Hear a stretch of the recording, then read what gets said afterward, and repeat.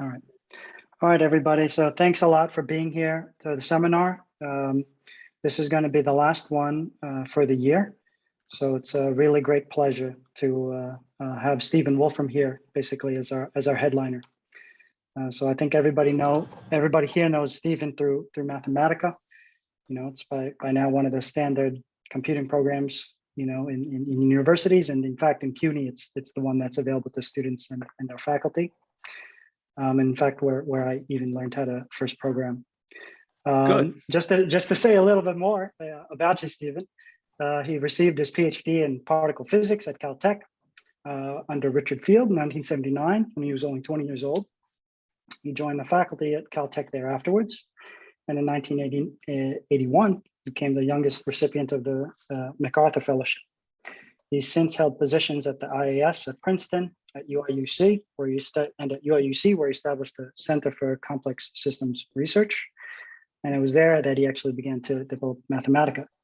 So Mathematica was released in 1988, and around that time, he also founded Wolfram Research, where he's been the CEO ever since. His revolutionary ideas on computation, on science, and on the nature of the universe were written down in his book, A New Kind of Science, in 2002. And today, Stephen will be talking about realizing some of these ideas through the Wolfram Research Project and the search of an ultimate theory of physics. So, Stephen, without further ado. Okay, well, let's see. So I'm going to try giving you a sort of sketch of a big story in physics and mathematics. And I think I'm going to try and get as far as I can, but not go particularly deep. And I will try to, if people are interested in more depth, I'm happy to try and address that. So the thing that we've been interested in is, can one find a fundamental theory of physics? And the big surprise is we made tremendous progress in doing that. We think we have something which is a very good machine code for kind of the underlying structure of physics, which plugs into a lot of other ideas in mathematical physics that have grown up in the last few decades. And more than just talking about physics, it looks like the system we have is kind of an underlying infrastructure for essentially the very lowest levels of what one can think of as metamathematics. And maybe I'll talk towards the end about very recent stuff I've been doing that I think even our internal team hasn't really heard completely about, to do with thinking about mathematics and its relationship to physics. And so I'll give you there's a teaser comment, which is that that it seems to be the case that the possibility of doing human level mathematics, not mathematics ground down to the level of axioms and so on, the possibility of doing human level mathematics is deeply related to the perception of space in physics. So that's my teaser for where we'll hopefully get to at the end. All right, let's talk about kind of how we get to sort of thinking about fundamental theory of physics. So let's talk, for example, about the idea of space. So in physics, as in people think about physical space as being something, from Euclid on, it's just like space is something, is a background into which you put things. It's not something where you say, what is the structure of space? Space is just this thing. It's described, mathematically, it might be described by some manifold. It's a thing that you just can place things at different positions in it. If we think about other kinds of things in physics, people might have said about something like water, it's just a continuous thing that you can place things anywhere you want in. But what we've known for 150 years now is that actually water is made of discrete molecules, and it's not, and there's underneath there's something discrete going on. It's only at a large scale that it seems like a continuum. So the first kind of big point in our physics project is the idea that space and the physical universe is not something continuous, it's something ultimately discrete, and that the perception of continuum space is very similar in the way that it comes about to the way that we perceive continuum fluid behavior in fluids, for example. And again, as a sort of a preview step, what will happen is that we'll we'll be arguing that just as you can derive, and I say derive in quotes because the formal mathematics of it is still after 100 and something years not well understood, just as you can derive fluid mechanics from underlying molecular dynamics, so you can derive Einstein's equations from the underlying dynamics of our discrete space that I'll talk about. And I should say, again, at the outset, that there's, I think, a lot of very interesting mathematics and mathematical questions that come about in the kind of models that we have. I would say that the full nailing down of the mathematics of these things is, to my mind right now, is sort of multiple hundreds of years in the future, so to speak. And it's not encouraging that the nailing down of the emergence of continuum fluid dynamics from discrete molecular dynamics has still not been nailed down after 150 years or so. But I would be thrilled to be proven wrong, and that more of this mathematics is sort of accessible than I expect. Okay, let's start off with talking about what space might be made of. And so the concept is that space is ultimately made of what one can think of as atoms of space. The atoms of space are just elements that have nothing about them except their identity. All you can say is two elements are distinct. And then the other thing you can talk about the elements is how they are related to each other. So you can say that there are a bunch of elements. Maybe in our universe today, there are 10 to the 400 of these elements. And these elements have relations between them. So, for example, one might have, let's show an example here. Let's say, let's just say, here we go. So this is come out rather big, but in any case, the way we can describe these elements is we might say an element is related to two other elements. It just has in a graph, or we might say that an element has that there are triples of elements that are related in some kind of ordered hypergraph. And what we found to be sort of the best underlying structure is ordered hypergraphs, in which basically we just have these relations, and the relations have order in them, and then we have a whole bucket of unordered relations that represent the hypergraph. And so then the question is, the idea is, the concept is that space is a giant hypergraph that in which there are these atoms of space that you can think of them, I suppose, as some sort of precursor of geometrical points, but there's no embedding space. It's just the only thing that's defined is this hypergraph. Question. And so, yes, please. Ask a question. Can you say what a hypergraph is again? Yes. So for our purposes, our kind of ordered hypergraph would just be something like, let me just find a nice example of one. It's a very trivial thing.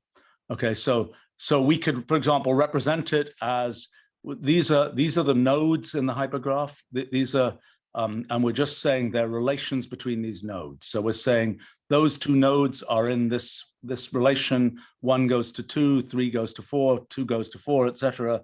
We can represent this particular one as just a graph, but instead those relations don't have to be binary relations. They can be ternary relations or higher order relations. And so the hyper part of it is merely the fact that those relations don't have to be binary relations. So very simple idea. Okay. Okay. So now what we're going to do is say, so sort of the big construction here is the building of these hypergraphs by rewriting rules. So what we'll say is that we're going to construct a hypergraph by progressively rewriting, by just looking at whenever we have, let's say in this case of this particular rule, whenever we have a piece of hypergraph that matches this pattern. So in other words, when we have two hyperedges which have the same element as their first element in those two hyperedges, whenever we have a pair of hyperedges that could appear anywhere, any two hyperedges, we will rewrite those hyperedges according to this rule here. Okay, so let's say the arrows don't go into X to Y. The arrows are against each other. this x to y just means that's the hyperedge, right? The x to y edge. But the So that direction means- is not important? What's that? Is the direction important? It is it is important here. So it goes x. But then the first, other one, y second. direction is what's happened? Okay, so x. Okay, so okay, good. Let's dig into this in more detail. Okay, so x to z is here. Okay. Yeah. Now what's going to happen? This is going to be transformed. X is going to stay the same. It's over here, and now we're saying now we're going to connect. We're going to have our x to z edge stays the same, but now we're going to introduce a new atom of space, a new element called w. Okay, and then we're just going to rewrite this so we now have y goes to w, z goes to w, x goes to w. That's all that's happening. Make sense? Y goes to W, Z goes to W, and X goes to W. But now we don't know that the arrow pointed from X to Y. If I look at this thing, I don't know that the arrow pointed from X to Y in the previous one. No, you don't. It's gone. Ah, it's gone. It's okay for it to be gone. Okay. That disappearance is the very, very microscopic version of the progress of time. Uh-huh. Okay. Okay, so Of entropy. well, Okay, yeah, it's forget more complicated than that, but that's the beginning of the story. So here's an example of an actual evolution of that with that particular rule. Okay, now I'm expecting somebody here will be quick enough to realize there isn't just one possible evolution, because when you have that rewrite rule that I've defined, there are many different places in these hypergraphs to which that rewrite rule can be applied. This is a particular sequence of possible rewritings that generates a graph that looks like this. Okay, so essentially what we're going to be doing is we're going to be claiming that the structure of space in our universe is the limit of this graph rewriting process. Okay, so a question, the first thing that's going to be important is what kind of things can you get from the limit of graph rewriting like this? What kind of essentially geometrical structures can you get? And again, something I will come back to because it's really critical is this question of exactly which rewritings did you do? And in this case, let's just say I picked a certain set of rewritings to do. They were kind of a convenient set of rewritings to do, but they're not the only possible rewritings. But if we do enough of them, we'll generate some graph with a large number of nodes. In this case, it looks like this. Okay, so what is that limiting geometrical structure? Here are a few other examples from different rules of the kind of graphs you get. Of course, these are just graphs drawn with Wolfram language graph drawing, and there's nothing about their embedding in space that is significant. The only thing that's significant is their connectivity as graphs. Okay, so let's say let's take this rule here. So there's a rule that involves hyperedges. It's not easy to draw a hyperedge, but this is a ternary hyperedge here. That one there will be the XYY hyperedge. Okay, it's a little bit funky to draw it because that'll be X there, and this Y has a self loop inside the hyperedge. And this sort of membrane behind it is indicating the fact that it's a ternary hyperedge. Okay, so we've got a particular rewrite rule here that's some kind of thing involving ternary hyperedges. Okay, what does this do? Well, if we run it for a while, where do I have it? Here we go. So let's start it off from a self loop here. You run it, this is it going for a little while. If you run it longer, that's what it does. It makes a two-dimensional grid. Now, of course, it's actually just making a graph. We're interpreting it as a two-dimensional grid. Okay, let's do another one. Here's another one, same kind of setup. You run it, actually, no, I'm going to pick this one. Same kind of setup. You run it for a while, you get something like this. So this thing has a two-dimensional like surface that seems like it has curvature. Okay, and this is just what you get from doing this rewriting of graphs. And in other cases you get much less ruly looking things, but in all cases you can ask the question, what is the limit of this hypergraph rewriting process, and what kind of an object is it? Okay, so one question you might ask is, what is the effective dimension of this object? Can I ask a question? Can I ask a question? Yes. I mean, you chose a particular way of rewriting. Were you cheating and getting a choice that would make a nice smooth surface like No. this? Or how did No. you had a choice though. So does any choice lead to this nice piece of surface or not? No, not any choice. And that will be a long story later on. But roughly the choice made here is, at every step, do as much rewriting as you can. Okay, this is equivalent in terms of if you have a tree or a graph and you're trying to scan through the tree, there are different kinds of orders in which you can scan through the graph or the tree. So for example, one thing you might do, so this is roughly like breadth first scanning. So in breadth first scanning, you're saying in the tree, for example, you do all the elements at one level in the tree, then you do all the elements at the next level in the tree, and so on. In depth first scanning, you kind of go down all the way down one side of the tree, recurse all the way down to the bottom, and then start going up again. This is doing something like breadth first scanning. And these results are generic to things like breadth first scanning. Breadth first scanning will later on turn out to be a big story in terms of gauge choices and coordinate systems and general relativity and so on. But for our purposes here, the issue is just to say you do as many rewrites as you can at a certain moment in time, and then you go on and you do as many rewrites as you can to a graph in its current state. Then you go on and you do that again. And that's how you get these kinds of results. So, and yes, there is generous. Do as many as you can, because as soon as you do one, you've changed the graph. No, not well. Okay, as many I should have said as many non-overlapping ones as you can. Oh, okay. Fine. Okay, and as you are correctly observing, there are many different choices of these updates and what orders you do them in, and the really neat thing is that those different updating orders will correspond to quantum mechanics. Those different updating orders give you essentially different possible histories of the universe that seem to correspond to the different possible histories that you get in quantum mechanics. And that's so in other words, you might have thought, oh, it's a big nuisance that there are all these different possible rewriting orders, but actually no, it's a critical piece of the story of physics that works that way. But okay, so let's start off just asking the question, what's the dimension of a thing like this? Is there a limiting dimension to a thing like this?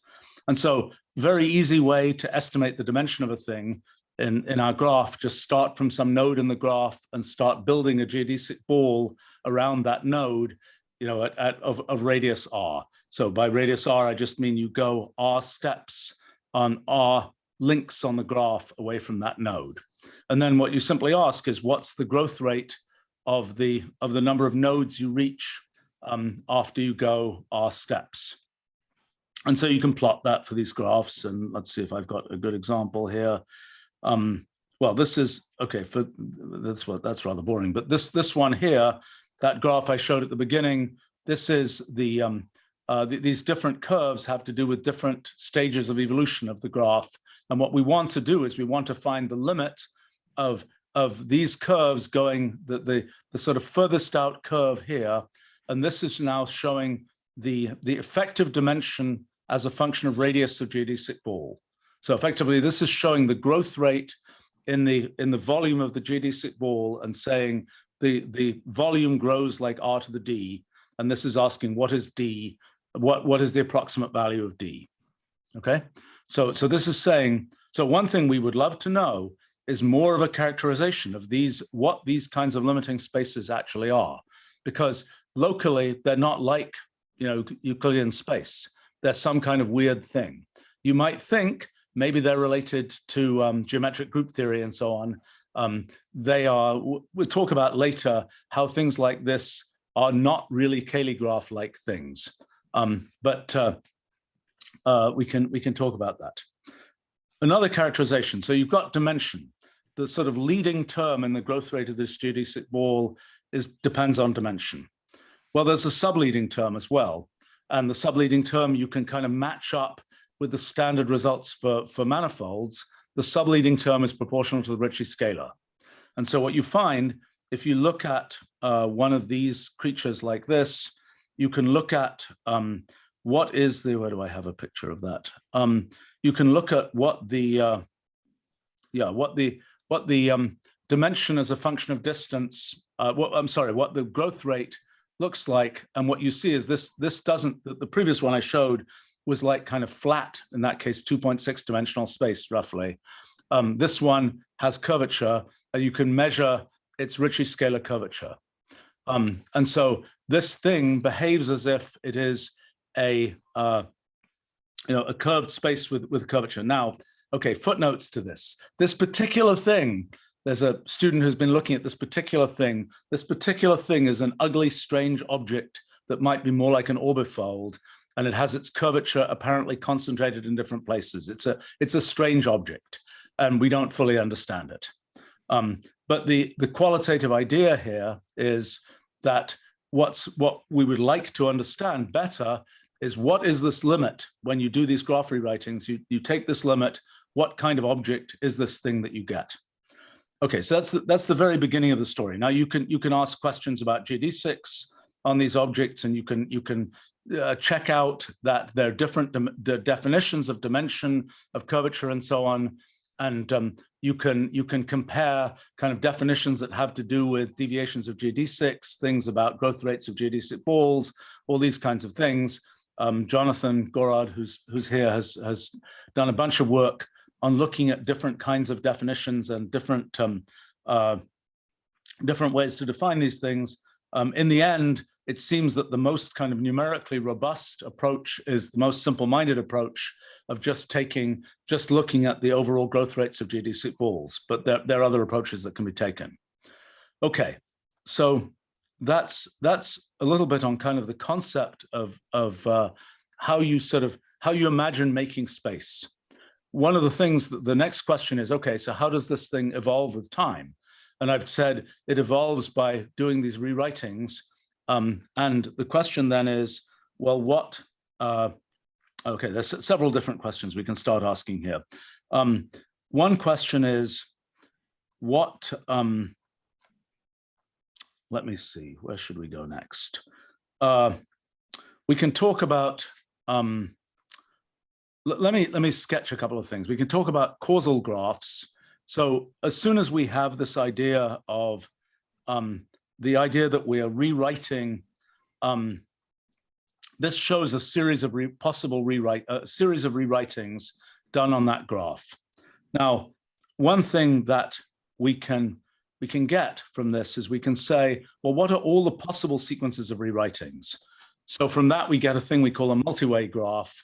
And this is basically showing us the sort of all possible rewritings that could occur. And what we'll see is there are some rewritings that lead to branching. Those graphs look isomorphic, don't they? But they shouldn't be. There's probably an arrow pointing in a different direction in those graphs. And what we're doing is we're merging by graph isomorphism here. So we're saying, under what circumstances do you get distinct graphs by doing distinct rewritings? Under what circumstances do you get the same graphs? Well, the thing that we can also do is to ask, given when we look at these different rewriting events, even if we look at a particular branch of that multi-way history, we're looking at these rewriting events and we're asking the question, what is the causal dependence of each rewriting event? So we can think of each, let's see if I have a good picture of this. Oh dear, I thought I had a better picture of this. Okay, well, here, let me show you an example in a simple analogy here. Okay, so this is not a graph. This is simply rewriting strings of characters. And so we have strings of A's and B's, and the rule we're going to use is BA turns into AB. So anytime you see a BA, you can choose to turn it into an AB. Every time you do that, it's an event. It's a BA goes to AB event. And so the yellow things are the events. And what's happening is we're picking a particular set of events that we're going to use in the evolution of this system. And in the end, when we've filled in enough events, the thing will have sorted itself with all the A's on the left, all the B's on the right. But what we're asking about here is we're seeing there are a bunch of these events that ingest B's and A's and emit B's and A's. And we can think of these events, if we think about them sort of computationally, we can think about them as functions, at least in the sense of function that we would use in a symbolic language, where you take in certain inputs and you give out certain outputs. And the question we can ask is, what's the causal relationship between these updating events? So in other words, this event here, it got one of its inputs from this event here. One of the inputs to this event came from this event here. Its other input just came from the initial conditions. And so we can ask ourselves, what's the causal graph of relationships between these updating events? Okay, so we can draw that graph. So for example, there would be the graph, the causal graph that represents the set of causal relationships between those updating events. Okay, so important fact about this particular system. This particular system has the feature that any choice that we make of where to put these updating events will always give an isomorphic causal graph. So we call this property causal invariance. Any consistent choice of where to do those updatings, whether we choose to do this one here or whether you choose to wait and do it later, any consistent choice that respects the partial order that is defined by the fact that you have to have input before you can, the output has to, from something else, has to already exist to be the input to the next thing. If you respect that partial order, then it follows that the causal graphs that you get, regardless of the particular choice of microscopic ordering, will always be the same. Okay, so we can then, for our hypergraph rewriting systems, some of those have this property of causal invariance, others do not. But in all cases, we can draw a causal graph that represents the set of causal relationships between updating events. That causal graph might be independent of the order of updating events, or it might be dependent on the order of updating events. When there is this property of causal invariance, it is independent of the updating order of events and the microscopic updating order. Causal invariance is closely related to the property of confluence that one talks about in mathematical logic and so on. So that's a property that makes the causal graph be a robust kind of thing that doesn't depend on the updating order, doesn't depend on sort of the microscopic choice of which event you do when. Okay, so just to preview something here, if you Are these very special? The ones that are causal invariant? Yes. Yes, among string rewriting systems, they're fairly special. Among hypergraph systems, they're fairly special. But it will turn out, we think, that this jumps several more steps. In the end, causal invariance will be generic. But at the level where we are essentially coordinatizing the set of possible rules for the universe, it does not seem generic. In the end, it will be generic. But at the level we're looking at right now, it is not generic. And you can go and, let's see, we could actually look. I could just show you to give a sense. Let me show you. I'm seeing all these wild objects that you get out from limits of graph rewriting. I just have to show a few of these objects just because these are the objects. So some, by the way, have very straightforward hyperbolic structure. That's one of the things that can happen. Others have sort of pseudo hyperbolic structure. But there are many different kinds of things that can happen. So using the word hyperbolic in the sense of expanding. Yes, yes, in the sense that the effective dimension is infinite. It's yes, in that sense of hyperbolic. And can we?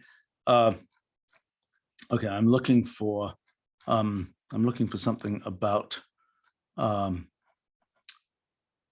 Yeah. So by the way, what happens in a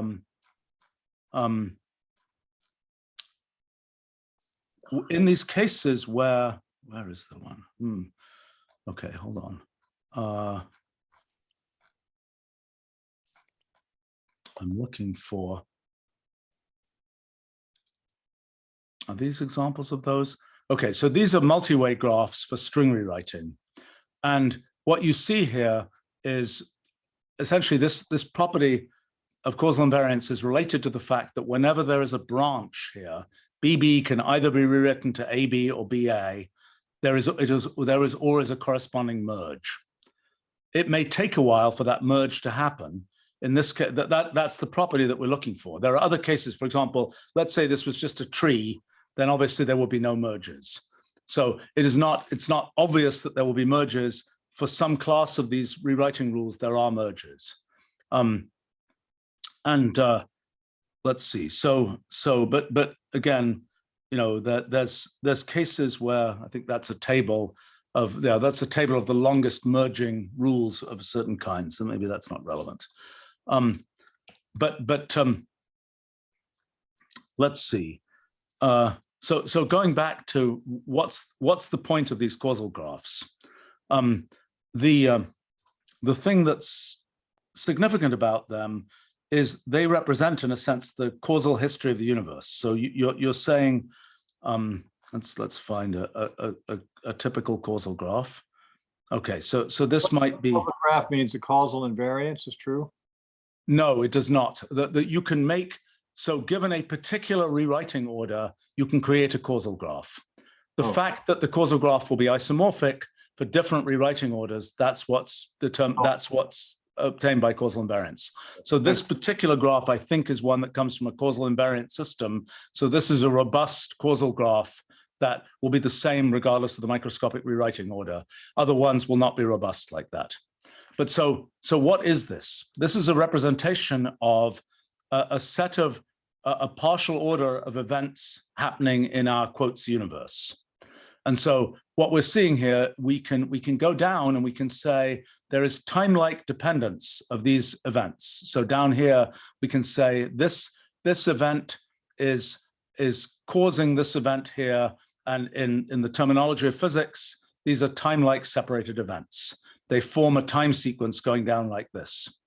So now the next question is, well, what about which events are space-like separated? Well, space-like separated events would be in this poset. They would be anti-chains in this poset. They would be things that can be simultaneously, they can occur simultaneously here. So what we would want to do is to make some kind of, you know, what we're interested in is some kind of foliation of this causal graph. We're interested in something where we're slicing the causal graph and we're saying these three events can be considered simultaneous. There are many possible foliations that we can make of this causal graph which respect the partial order.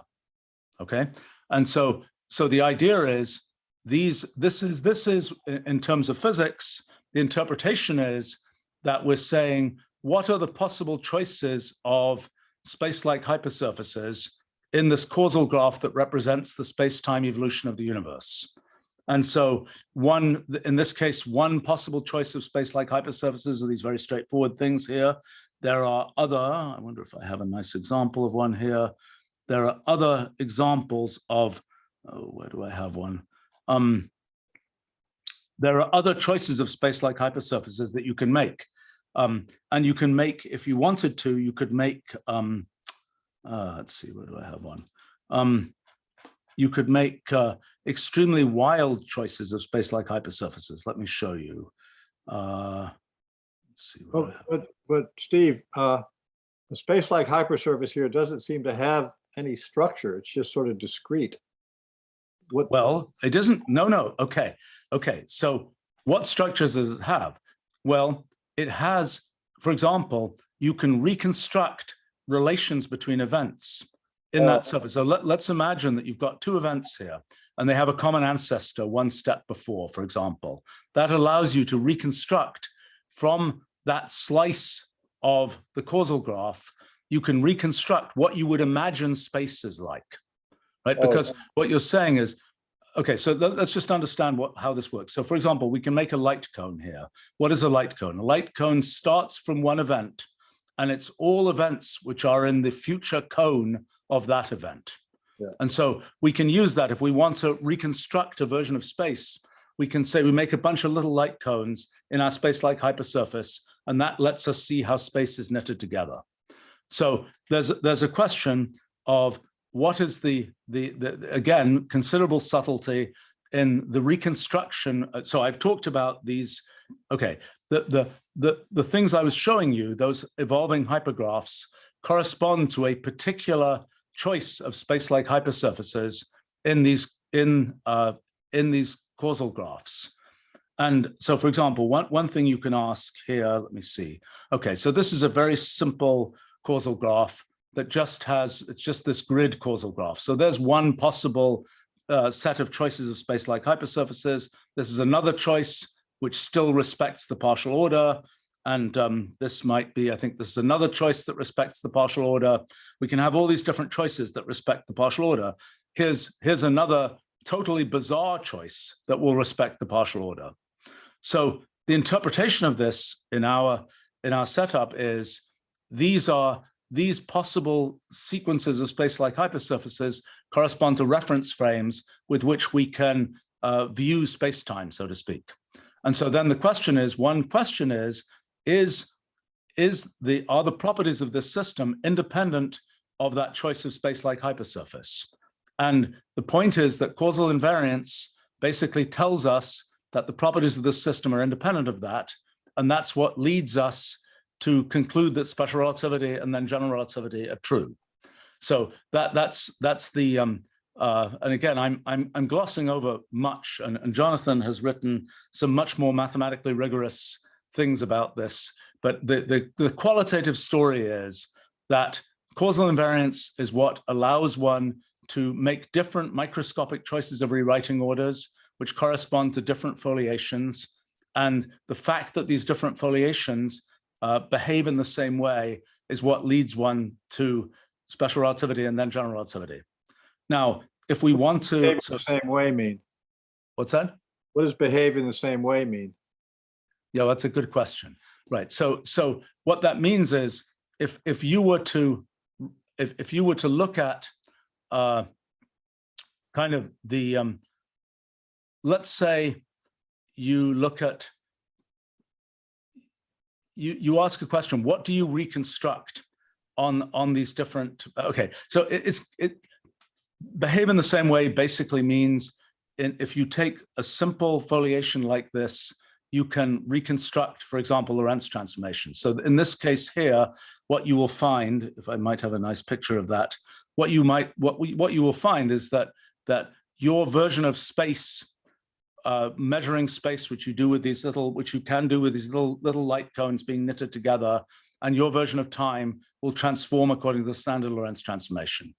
And that's in the case of these very simple, very simple kind of reference frame that's nice and flat like this. To make, maybe Jonathan has a better, more mathematically crisp way to say this. Jonathan, do you want to volunteer something here? But I'm confused. Are we talking about invariance under the Lorentz group, or are we talking about satisfaction of the Einstein equations? No, we're talking about Lorentz group here. We're just talking about Lorentz group here. Yeah, I can outline it. I mean, it's okay. The actual invariance is invariance not under the Lorentz group, but under the full conformal group of spacetime. I can outline that proof if it's useful, but let's put that aside for now. We can come back to that. Let's go on and try and head on for the Einstein equations, and then my kind of map here is: can we get to the Einstein equations, then talk about quantum mechanics, then talk about metamathematics? So it's a fairly ambitious path here, leaving many details aside. Okay, so the Einstein equations. So what we would like to do is to understand how is curvature, as we're defining it in these systems, how is that related to, for example, energy momentum? So what is energy momentum in these systems? Turns out that energy momentum has a surprisingly simple interpretation. Energy momentum is basically, essentially, the amount of activity going on in the network per unit volume of the network. Now, that's a complicated thing to explain because we didn't define volume except by virtue of growing things in the network. But a little bit more formally, we can say that energy is the flux of causal edges through space-like hypersurfaces, and momentum is the flux of causal edges through time-like hypersurfaces. And so what we're saying is that's essentially saying so that a causal edge happens when an event happens. So the density of causal edges is essentially the density of events. So energy is essentially the amount of activity in the network. And so what you've then got to do is to show, is you've got to say, how does the presence of events in the network, how does that affect GD6, for example, how does that affect GD6 in the causal graph, which is asking the question, what, or alternatively, how does it affect the inferred curvature of these slices of space, or the effective curvature of space-time? So, yeah, okay. Let's see. I have to explain a little bit more. We talked a little bit about how you can think about curvature in space.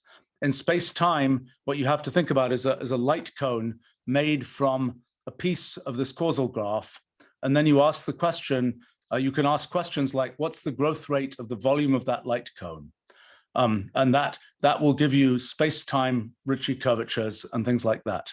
And so then the question is, when there is more activity in the network, that is a higher density of causal edges, how does that affect the this curvature that you measure in the causal graph in this limit? And so then the big claim then is that in the limit, there's a relation between essentially the activity in the network and the effective curvature in the network, and that relation is just the Einstein equations.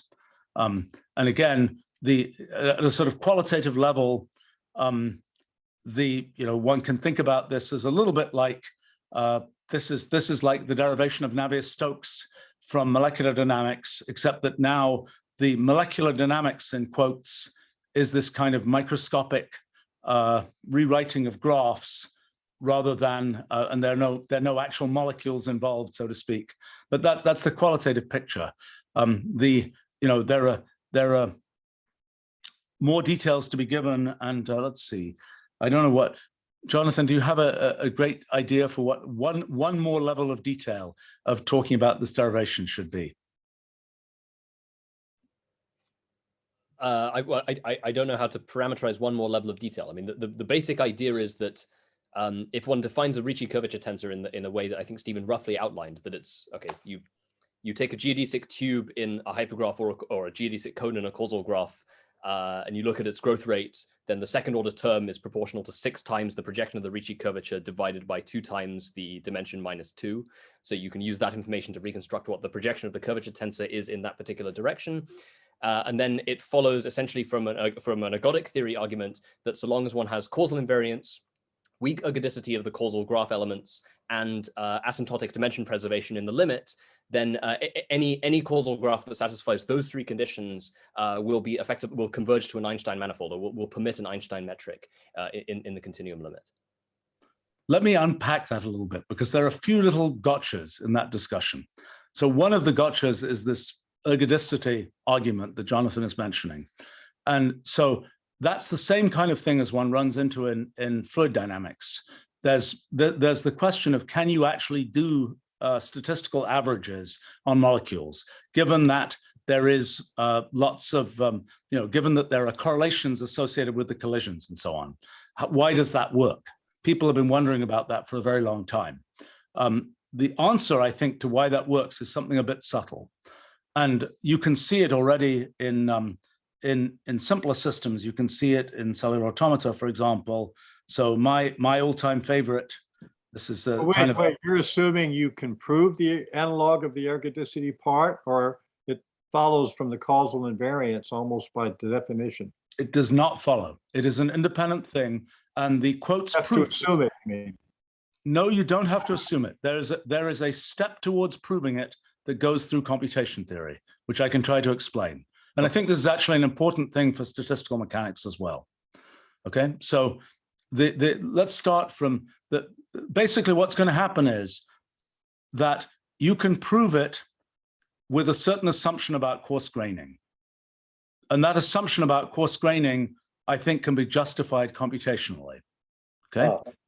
So the point is this. So this is one of my favorite little cellular automata. Very simple rule, started off from a single black cell. It makes this very complicated pattern of behavior.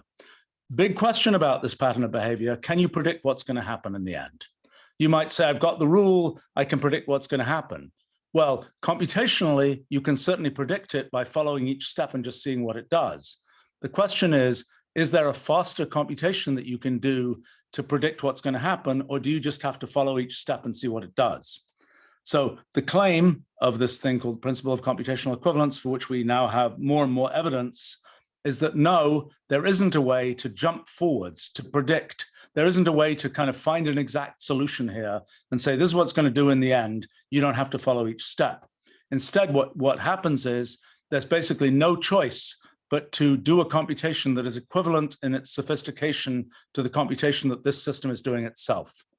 The way this works is this principle of computational equivalence idea is to ask the question, if you look at all kinds of different systems with all kinds of different rules, how do their computational abilities compare? And if it was the case that there were a wide variation of different computational abilities, you might say, well, with our fancy mathematics, we can be much more computationally capable than the system, so we can jump ahead and say what the system is going to do much more quickly than the system itself does it. But this principle of computational equivalence says that that isn't true, that instead, once you reach a certain level, all these systems are equivalent in their computational abilities, and that's why we can't jump ahead here. And it's kind of a tighter version of the idea of computation universality. Computation universality tells you that there exist systems, of which this is probably one, although we haven't proved it. We have proved it for this one here, that these systems have the property that you can set up appropriate initial conditions so that with those initial conditions, they can be programmed to emulate any other system. The principle of computational equivalence goes further than that and says that even with generic initial conditions, it will tend to be the case that the computations that are going on are basically as sophisticated as the computations that any system can do. Okay, so what? Well, let's say you're doing statistical mechanics and you are looking at, you've got a nice reversible system like you do in typical classical mechanics. This happens to be a reversible cellular automaton. So let's say that you managed to prepare an initial state that was very simple initial state. You let it run for a while. Then you ask, you can say, what's the entropy of this state? Well, at some level, the entropy is zero because there's just one definite evolution here. But what makes it not apparently have zero entropy is that you expect that the measurements you make on this will not be precise measurements. They'll be coarse-grained measurements in some way. You as an observer will be doing only some kind of limited measurement of what's going on here. Okay, the question is, what kind of measurements would allow you to conclude that this really came from a simple initial state? Well, the answer is, if there's computational irreducibility, there is a certain lower bound on the amount of computation that you would have to do on this state to conclude that it came from something simple. You would, at the very least, probably have to run backwards this computation to see what it did. You can also argue about questions about how many of these bits do you need to have, but that's not the most important thing. The most important thing is that you can't know what the computation did without spending a bunch of computational effort yourself. So the basic claim is that in statistical mechanics, there's often kind of a fuzzy area of what counts as a valid coarse graining. What kind of coarse grainings will give you reasonable behavior? And my claim is that a computationally bounded coarse graining is the right kind of coarse graining to consider. And that, for example, the second law of thermodynamics is a consequence of the fact that we are computationally bounded observers. If we were all Maxwell's demon-like observers who looked at detailed properties of molecules bouncing around, we would not believe in the second law. The fact that we believe in the second law is a consequence of the fact that we are computationally bounded observers, so we can't decode all of those details that are happening underneath. So we're stuck with just saying it's you know, there's a certain box of phase space that we're in, and we say there's a certain entropy associated with all the states in that phase space. So essentially the argument is when there's computational irreducibility, then it follows that to a computationally bounded observer, there will be properties that are these statistical properties, so to speak. So in other words, the argument is that the second law is not so much an intrinsic consequence of gas molecules, it's a consequence of our way of viewing gas molecules.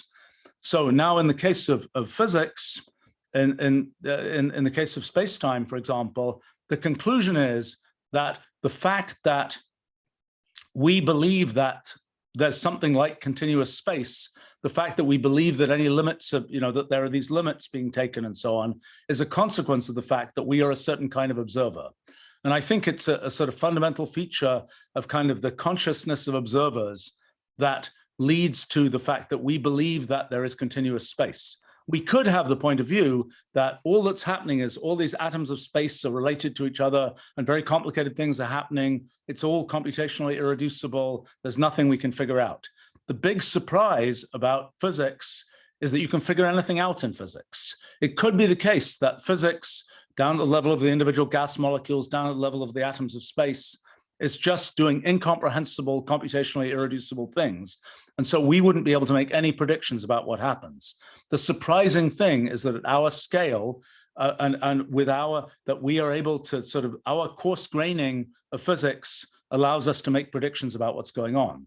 And so what I think is the case is that we have certain attributes that make us view physics the way we view physics. So we're computationally bounded. We have another very important attribute, which is that we believe that we are persistent through time, which is, now that sounds, again, this sounds very philosophical, but it has, if you think about physics in terms of these atoms of space and so on, another thing I should have said is in our model of physics, the only thing in the universe is space.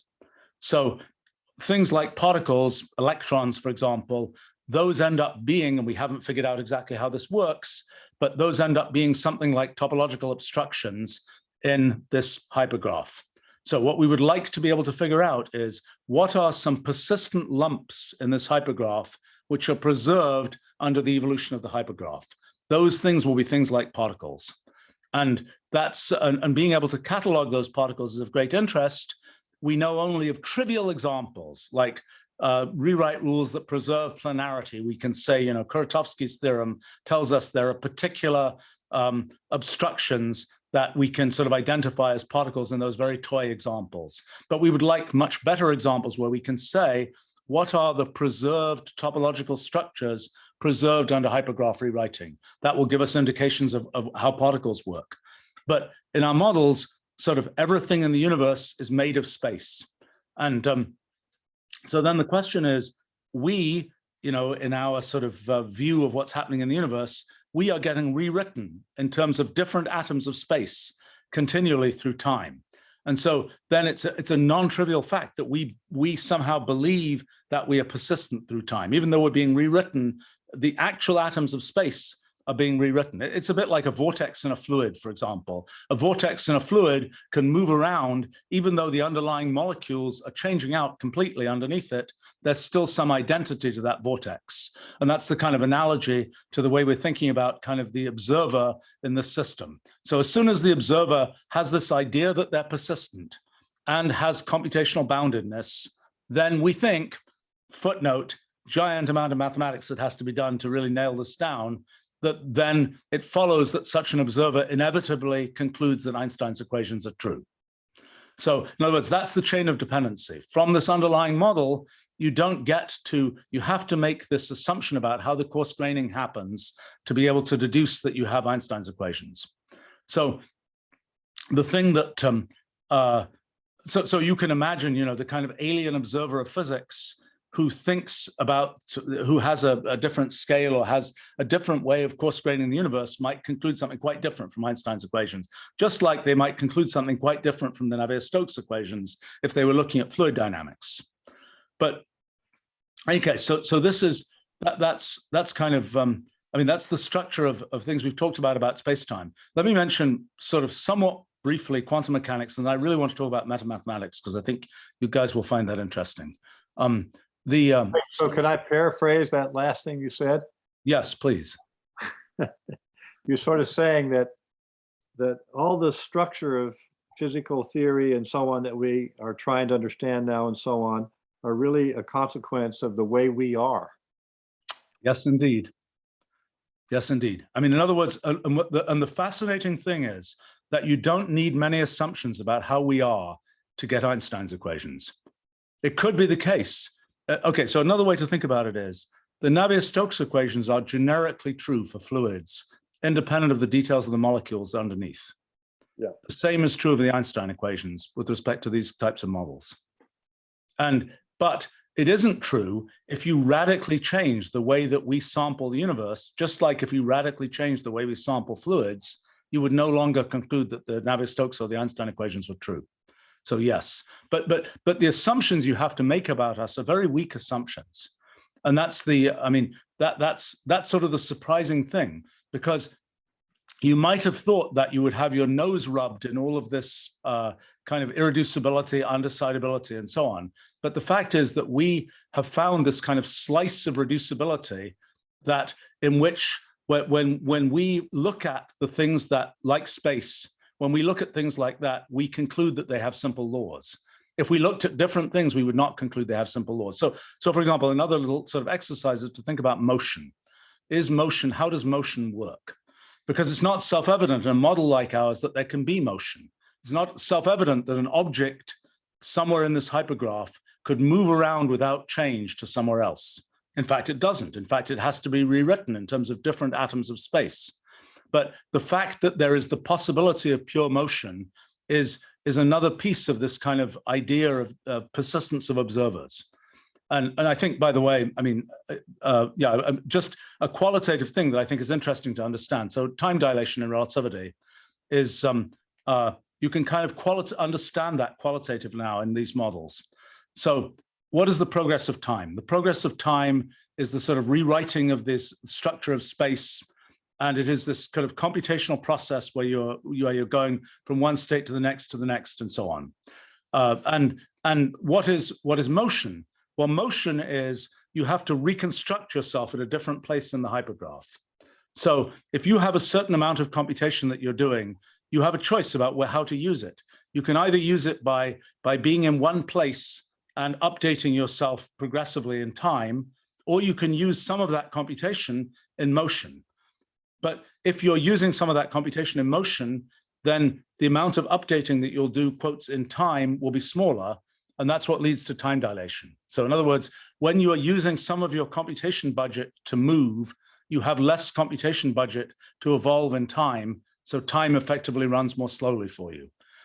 I find it interesting that one can give a qualitative derivation of time dilation because it's something that has been previously a pure mathematical construct. And by the way, a thing to understand about the mathematical structure of our theory is that time and space are very different things in our theory.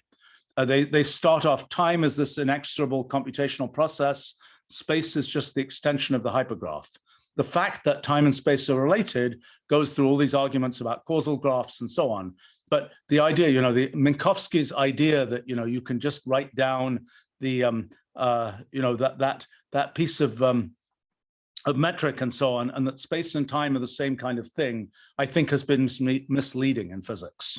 Because I think they're really not the same kind of thing, which is what you might expect from sort of intuitive experience. But in physics, one's kind of been led to this idea they're just coordinates that are all part of the same kind of thing.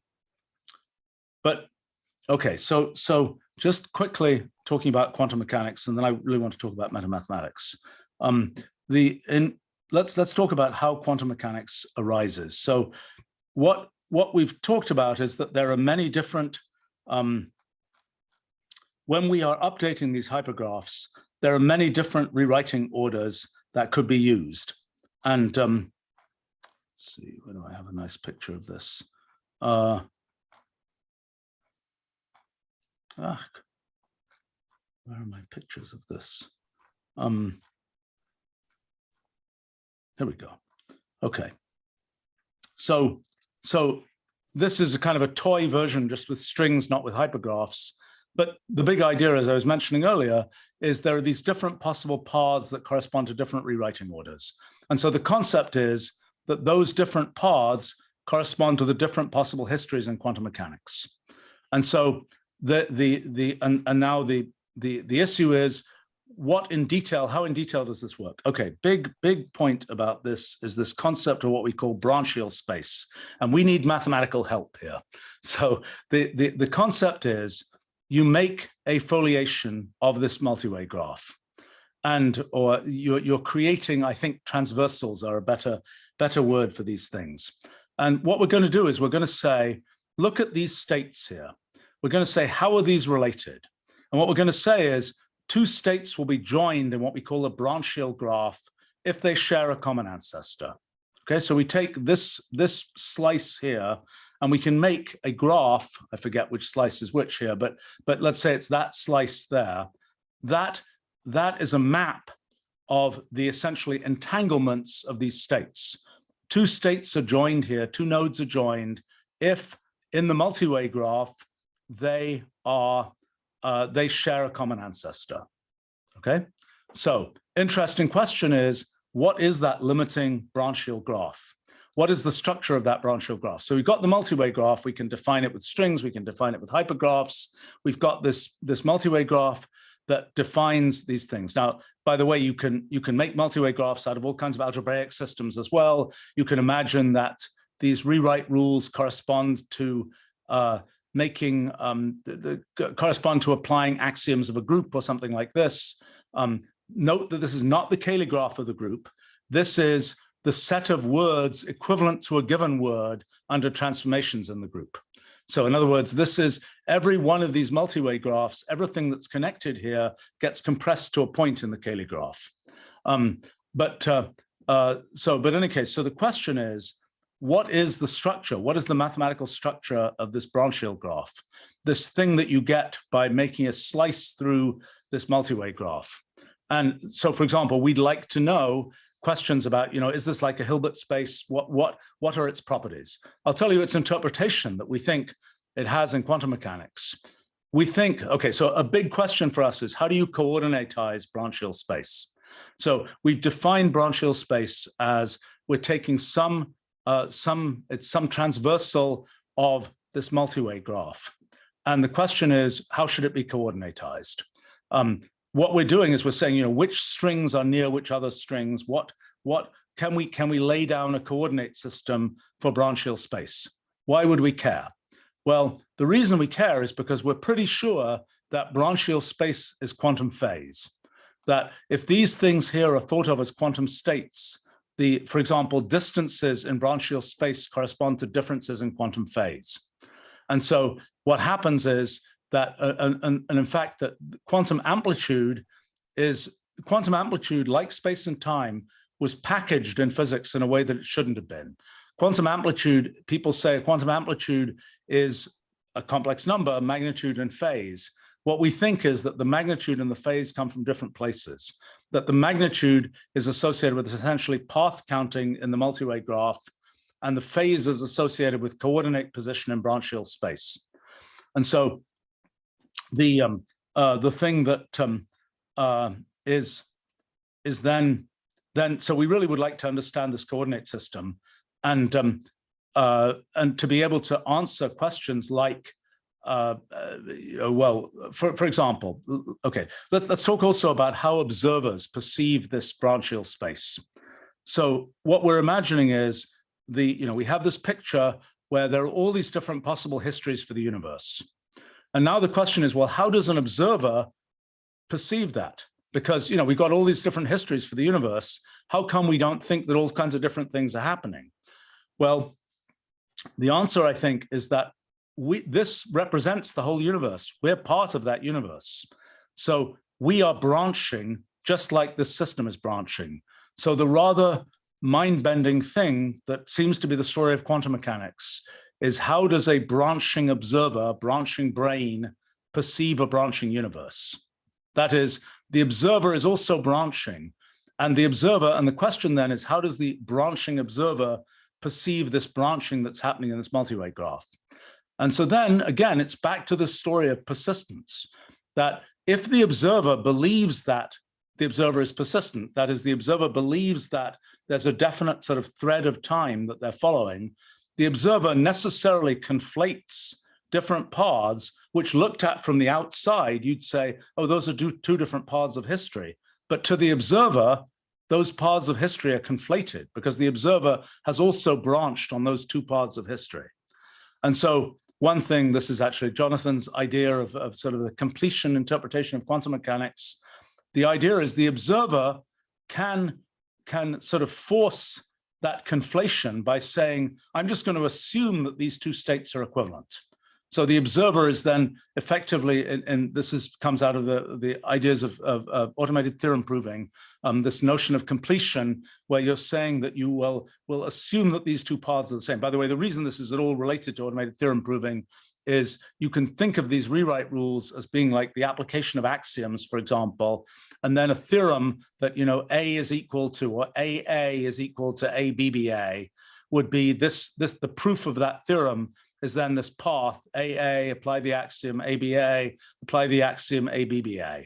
So that's why these multi-way graphs are related to automated theorem proving or related to those kinds of things. And so in the theory of automated theorem proving, there's this notion of completions that is the theory of term rewriting as well, that is saying if you take this branching pair here and you conflate them, then that's a way to as part of the theory of automated theorem proving. Let's not go into that path. But the basic point is that the analog of the observer who concludes that general relativity is true or statistical mechanics is true, the analog of that observer for quantum mechanics is a branching observer perceiving this branching multi-way graph. And that's and presumably the observer, just like we as observers of the physical space, have a certain extension in physical space where, maybe the elementary length is 10 to the minus 100 meters, in which case we are very big compared to the elementary length, just as we're fairly big compared to the molecules in a gas or something. Well, so there's a question, how big are we in branchial space? How many different threads of history are we simultaneously experiencing, so to speak? And the one point here is that causal invariance is what guarantees that if we make one of these conflations, if we say we're just going to assume that these two paths of history are the same, we'll never be upset by doing that, because in the end, those paths of history will always converge. So in other words, even though we just arbitrarily at this point said these two things are equivalent, even though they actually were different paths, in the end, the conclusions we'll make about what happens in the world will not be different. It will not be inconsistent to have done that. So in any case, the mathematical structure of these multi-way graphs and their correspondence to quantum mechanics is actually rather nice and rather well nailed down. And Xerxes and Jonathan have worked a lot on this, and even have gotten to the point where we can compile a quantum circuit, for example, down to multi-way graphs and show that you can actually do better circuit optimization, quantum circuit optimization as multi-way graphs than you can in traditional quantum circuits. So, by the way, one thing in terms of validating these kinds of models, another Jonathan production has been taking our hypergraph rewriting system and using it as a practical method for doing numerical relativity to do actual computations with discretized Einstein's equations. So in a sense, by sort of the proof of whether we're doing the right thing is, well, we can compute a black hole merger too. We're almost at the point of being able to do that. And we can show that the results we get are consistent with the results you get from doing numerical relativity. Both are approximations. Numerical relativity is starting from the Einstein equations and breaking the Einstein equations into finite elements or whatever it is. What we're doing instead is working up from the bottom and saying, we've got these atoms of space. Now we have a large number of atoms of space, not nearly the actual number that may be in a black hole, but enough that we can conclude the same kinds of things. And as a practical matter, one of the things I should explain in terms of the relationship to physics is in our models, space is not necessarily just three-dimensional. We don't even know why space as we perceive it right now is three-dimensional. But in our models, the expectation is that the universe started infinite dimensional, gradually kind of cooled down to the point where it was more or less three-dimensional, and there are probably dimension fluctuations left over from the very early universe. So another question that, among many other questions, another one is well, a big question here is how do you do calculus in variable dimensional space? How do you do calculus? I mean, traditional calculus has variables, which are definite things that represent dimensions in space. What do you do? How do you make a curvature tensor which operates, how do you set up all of differential geometry to work in fractional dimensional space? And we have a bunch of beginnings of that effort, but that's I think a pretty rich mathematical effort. So one way to think about it is a variable is, imagine a hypergraph. A variable is like a whole direction in the hypergraph. What is a direction in the hypergraph? Well, you don't really get to define that. You just get to define individual geodesics. But to say that there is a variable, it's like a whole equivalence class of geodesics, all sort of going in the same direction. That's like, and so you can, well, we've tried to start building up this kind of generalization of calculus that is based on working on these hypergraphs.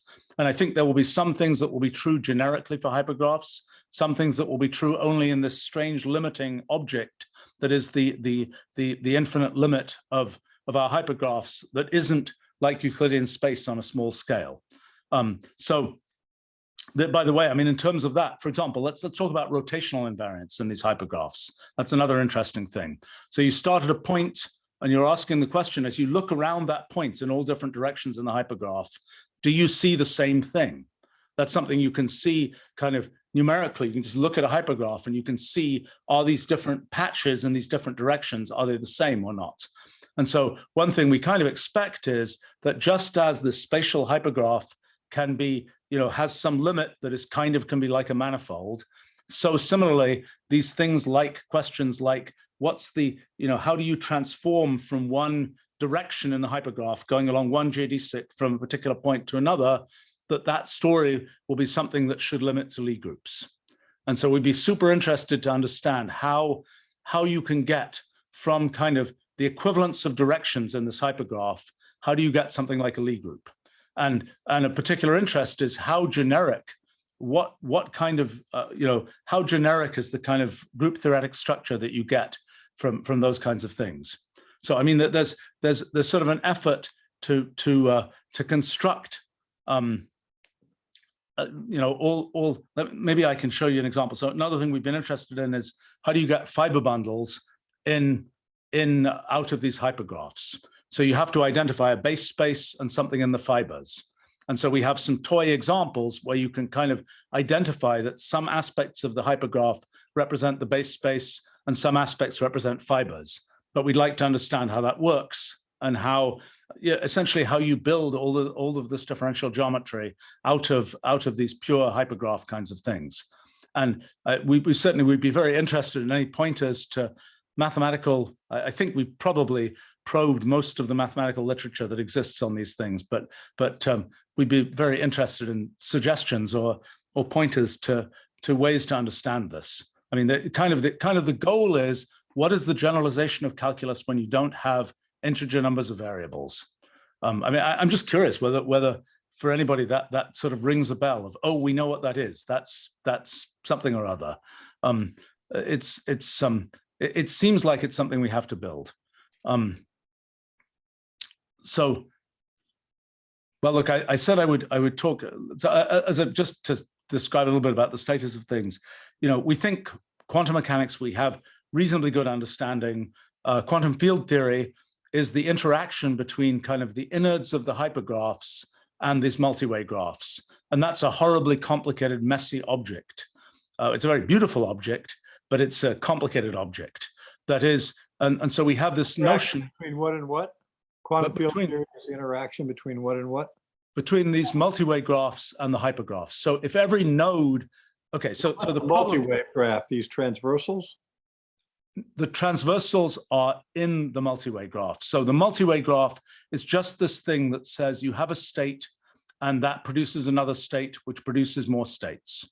That's what we call the multi-way graph. So the multi-way graph in the case of hypergraph rewriting is just saying, given a particular, we're just mapping out every node here would be a hypergraph.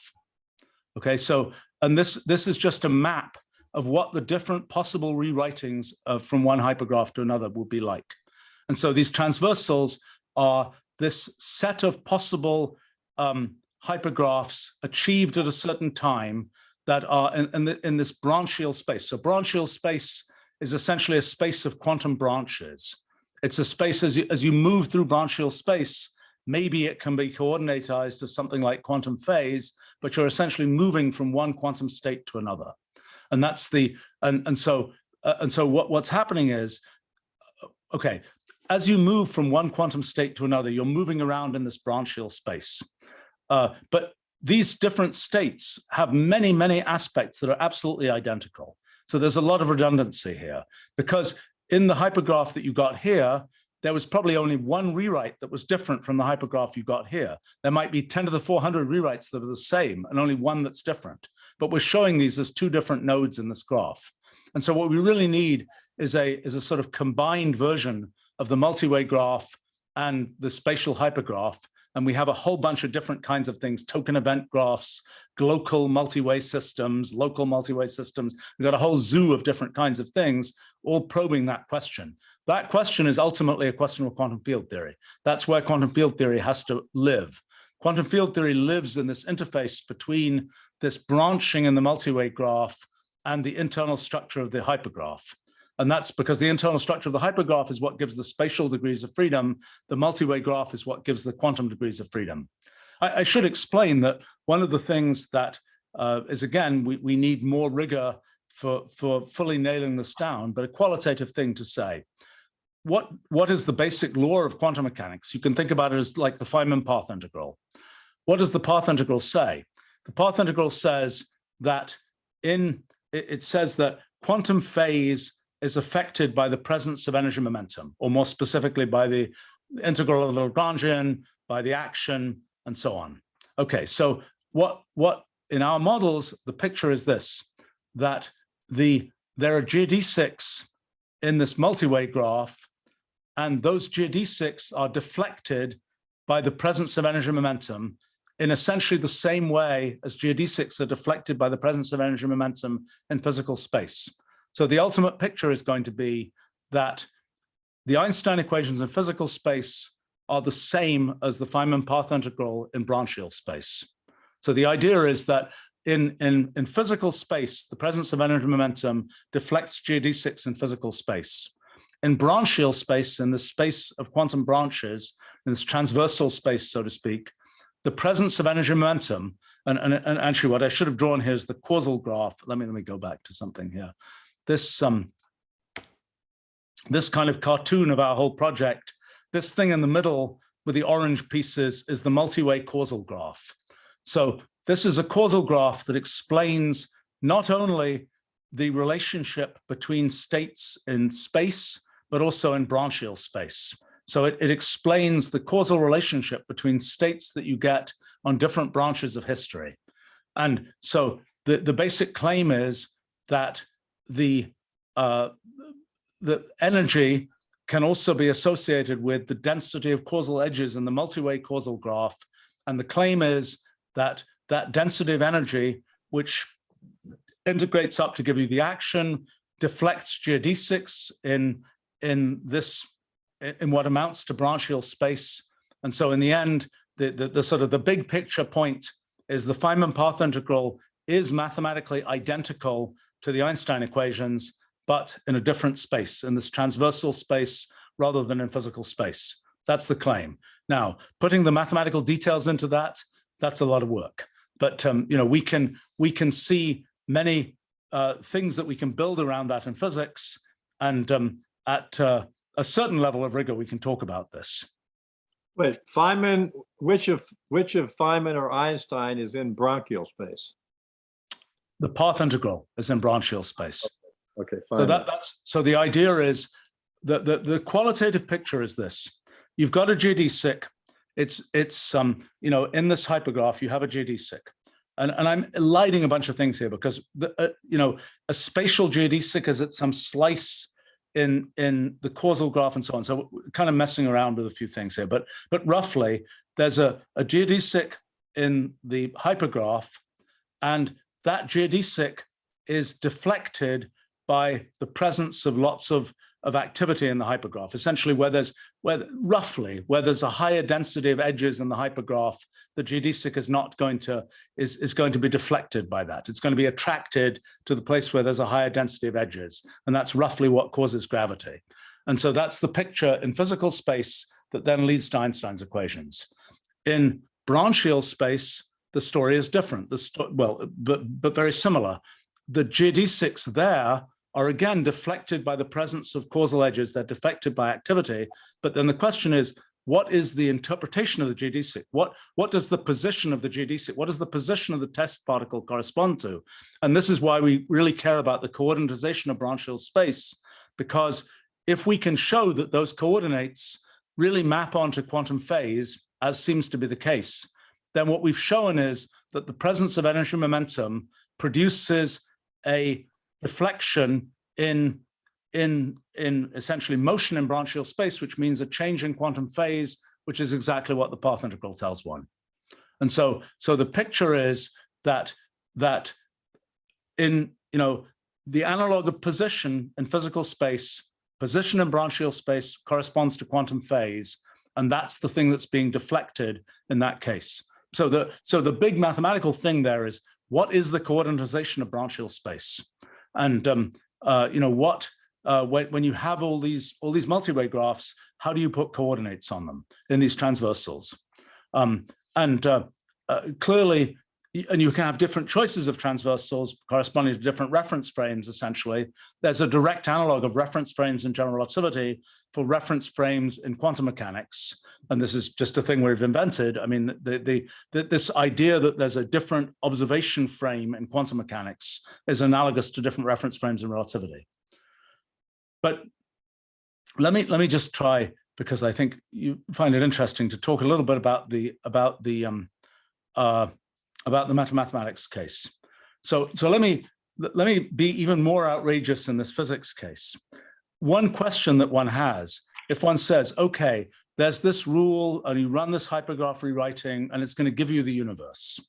The next question that you'd ask is, why did we get this rule and not another rule? How come our universe is rule number 1304 or something?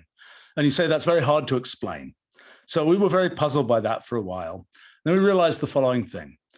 In this multi-way graph, we are imagining that all possible rewritings at all different possible positions in the hypergraph take place.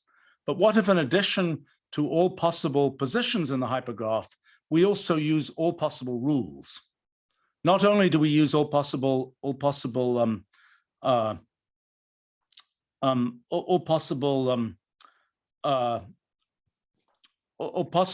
rewritings at different positions, but all possible rules. So let me give you an analogy.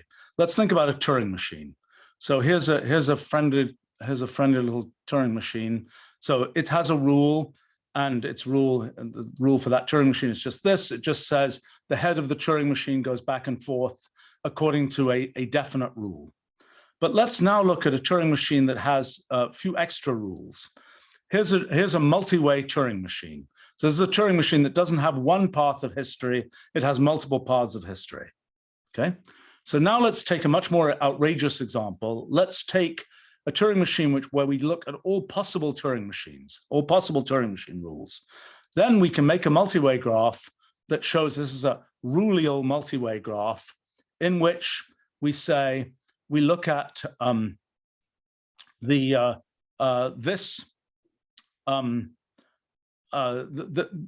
is an initial state, and now we're following all possible rules. Now you might say, if you're following all possible rules, doesn't that produce a trivial structure? Well, no, it doesn't. And the reason it doesn't produce a trivial structure is because there are equivalences. That is, two different rules may lead to the same state, and there may be all kinds of mergings in this whole structure. So what you get from this is what we can call a Rulial multi-way graph. And let's see, I've probably got an example here of a big one.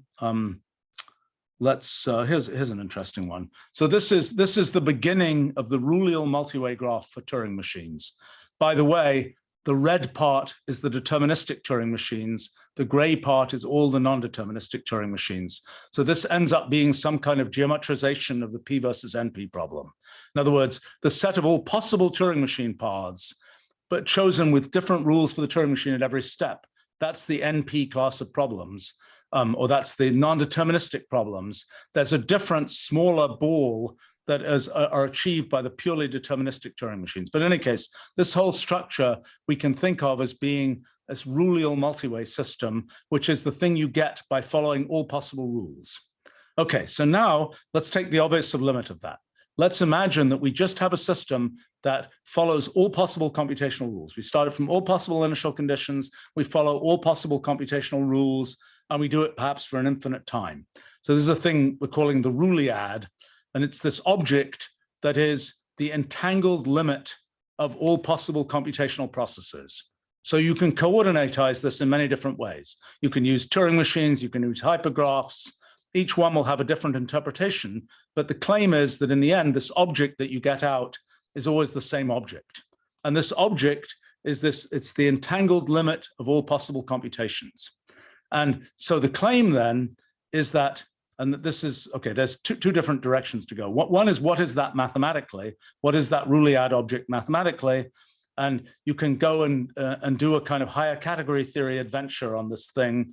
And the basic claim, which we can talk about in more detail, is this is like the final object you get out is like a kind of infinity category, infinity groupoid object. And in fact, the deduction of this is that then things, if you make hypotheses about, like Grothendieck's hypothesis about sort of inevitable geometry of such objects, that trickles down from this limiting Ruliad object, trickles down to all these different forms of space that we find underneath.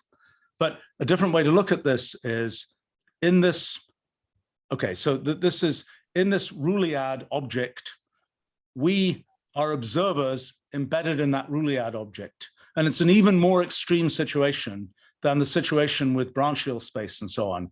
As observers in that Ruliad object, we have to ask, as we are evolving inside this Ruliad object, what do we conclude about how things behave in the universe? And the basic claim is that, well, the basic claim is that things like general relativity are generic. And this is sort of a manifestation of the claim I was making earlier of things like what happens in the second law of thermodynamics, where different microscopic dynamics all limit to the same continuum behavior. This is an extreme version of that claim. Okay, why am I bringing this up? I'm bringing this up because the ultimate claim is going to be that this Ruliad object is both the thing that is at the bottom of physics and the thing that's at the bottom of mathematics. And so that, in other words, that Ruliad object is the entangled limit of essentially not only all possible computational processes, but the effect of all possible axiom systems. So in a sense, the Ruliad is a representation of the consequences of all possible axiom systems. So the way that to think about this, and this is stuff that I'm just working on right now, and let me see if I can pull up some fresh, not really off the, not even off the press pictures about all of this. But why is it at the bottom? Why is it at the bottom? Well, because it is the thing who's, okay, as an observer of the system, we are coarse graining a very large number of people. Okay, why is it at the bottom? Well, it is the most fundamental thing because it is the thing that has the least structure. It is the thing that has, in a sense, all possible computations embedded in it. And so it makes no choices. Okay. It's a thing where, but it has structure. Okay. Does that make sense? I mean, I don't think I can. Like an initial object in some context, yeah. Yes, yes. I mean, but it is a necessary object. It is an object that there is no choice to be made. It is all possible computations, all possible initial conditions. And you might say, but that's going to be a structureless object, but it's not. It's very structured, highly structured object. And that's the interesting thing. It's an object that hadn't really been studied before. It's this thing that has all this structure. Now the question is, as an observer embedded in that thing, what aspects of that structure do you notice? And that's where you have to have kind of a theory of the observer, and that's where all these things about the computational boundedness of the observer and so on come in. But the thing that's interesting sort of philosophically is that this object is in a sense a necessary object. It wasn't an invented object. It's an object that necessarily exists as soon as you have this, it's a thing that you can build out of pure sort of abstract constructs. But let me pull up something here if I can. All right. So let me talk about a concept of so I mentioned how axiom systems in mathematics are related to these multi-way systems. So essentially what's happening there is we have an axiom. Let's pick an example. Let me find one here. Okay, I'm going to be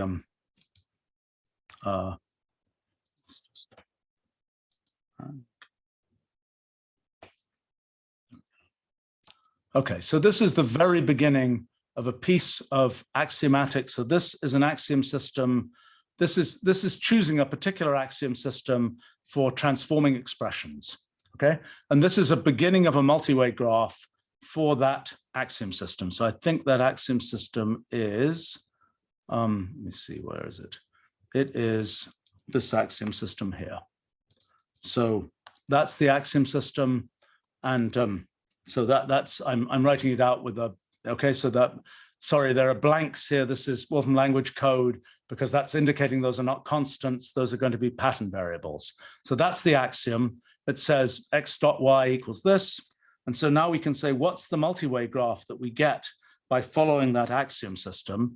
And that's the beginning of it up there, started from a dot b dot a. And this is what happens if you go a little bit longer. That's the multi-way graph you get. So what's a theorem in this setup? So a theorem is, let me show you a typical theorem here. This would be a theorem in this thing is a path in this multi-way graph. That's a theorem. So a theorem is basically, so for example, that theorem is the theorem that, let me pick it out here. That's the theorem that, that this a dot whatever is equal to b dot a. That theorem is just a path in the multi-way graph. So for example, we could have another proof of that same theorem. Here's another much more ornate proof of the same theorem. And that proof has that we can write out the proof if we want to, and we can just write it out in terms of symbols. There it is. But that proof is just another path in this multi-way graph. Okay, so that's an interpretation. Now, what I'm doing here, these are equivalences between expressions. To be a little bit more like ordinary math, we can see whether I can find one here. Yeah, but by the way, branchial space now becomes essentially metamathematical space. So just as we have this, let's look at the multi-way graph of equivalences between expressions. Okay, now let's look at the branchial graph for that. And what we're saying is this is a map of different proof paths in this multi-way graph. This is telling us something about the distances between expressions in some kind of metamathematical space. And so there's a question then, obvious question is, what is the limit? So one of the questions I'm curious about is, what is the limit of mathematics? What is right now we've got about 3 million theorems published in the literature of mathematics. What is the continuum limit of mathematics? If you proved all the theorems, what would mathematics look like? Is there some characterization of the structure of bulk metamathematical space? And so these are essentially pictures of, I can draw here. Let me draw a picture here. This is a bizarre picture of relations in metamathematical space. Those trees are just graphical representations of expressions which have different equivalences. This is sort of a map of how those expressions are laid out in this proof space. To give an issue, there are many technical details here which I'm skipping over, but let me just give perhaps a picture of how perhaps more of a picture of sort of how you can think about mathematics. So perhaps a better picture of mathematics is to say we start from certain axioms. X is equivalent to y is equivalent to z, and now we let these axioms interact according to laws of inference. So from x is equivalent to y is equivalent to z, we can conclude that x is equivalent to z. And so this is very much like molecules in a gas. These separate statements in mathematics, the mathematical statements are like molecules, and their laws of inference are like collisions between molecules. So those two statements collide and they make this statement here. And it's kind of just a bit like molecules in a gas. And so what we have in these graphs, we can construct, let's take a look here. This is, let's see, this is from the axiom system.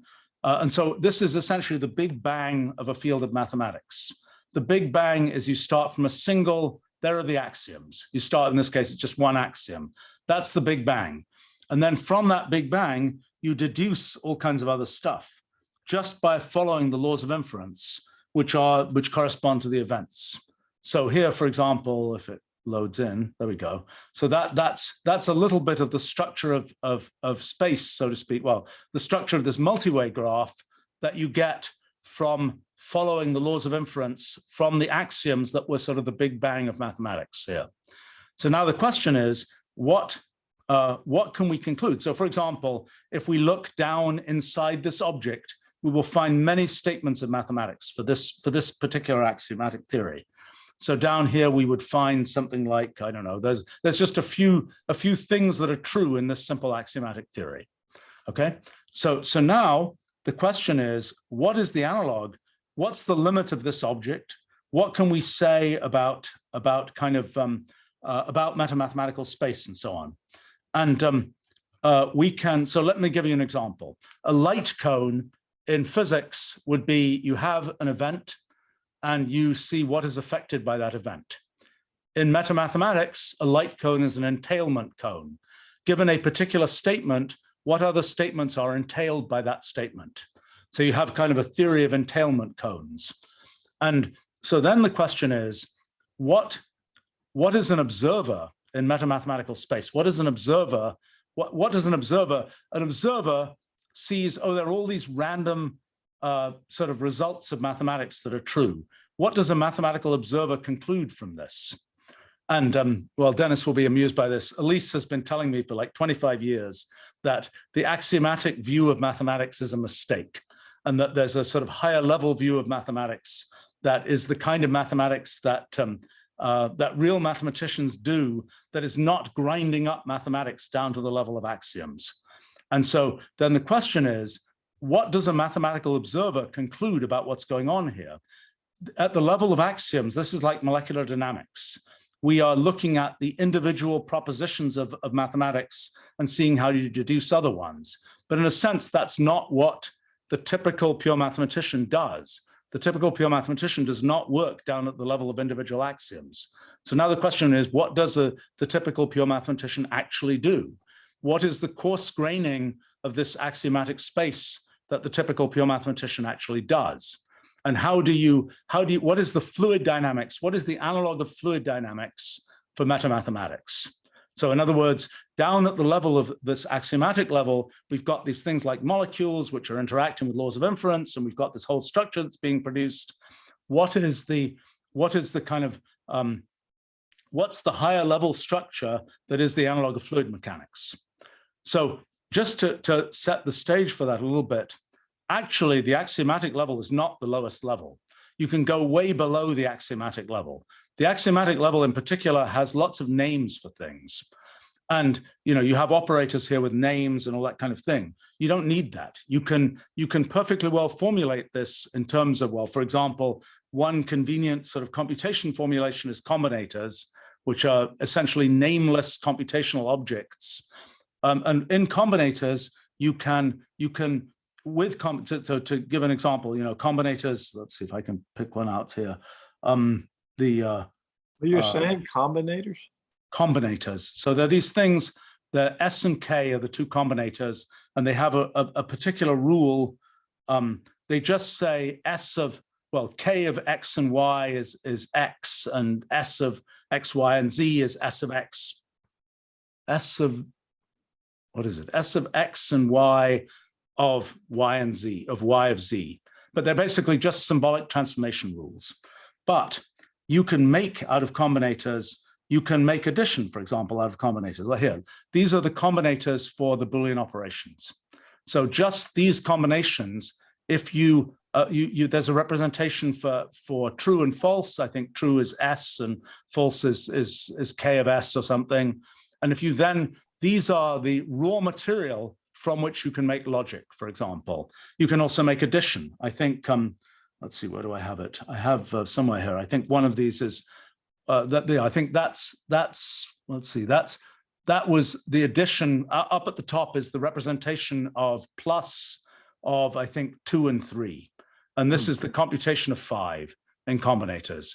So in a sense, this is below, there's no plus, there's no named object called plus. Like when you write down axioms, the Peano axioms, you have a thing called plus, but you could make that out of something even lower level that has nothing called plus. And you just say, in this floating soup of combinators, I'm going to identify this lump of combinators, and I'm going to call that plus, and then it will have certain properties. So the analogy, by the way, is if we imagine the structure of space, and we say, we're going to find in the structure of space this thing that we call an electron.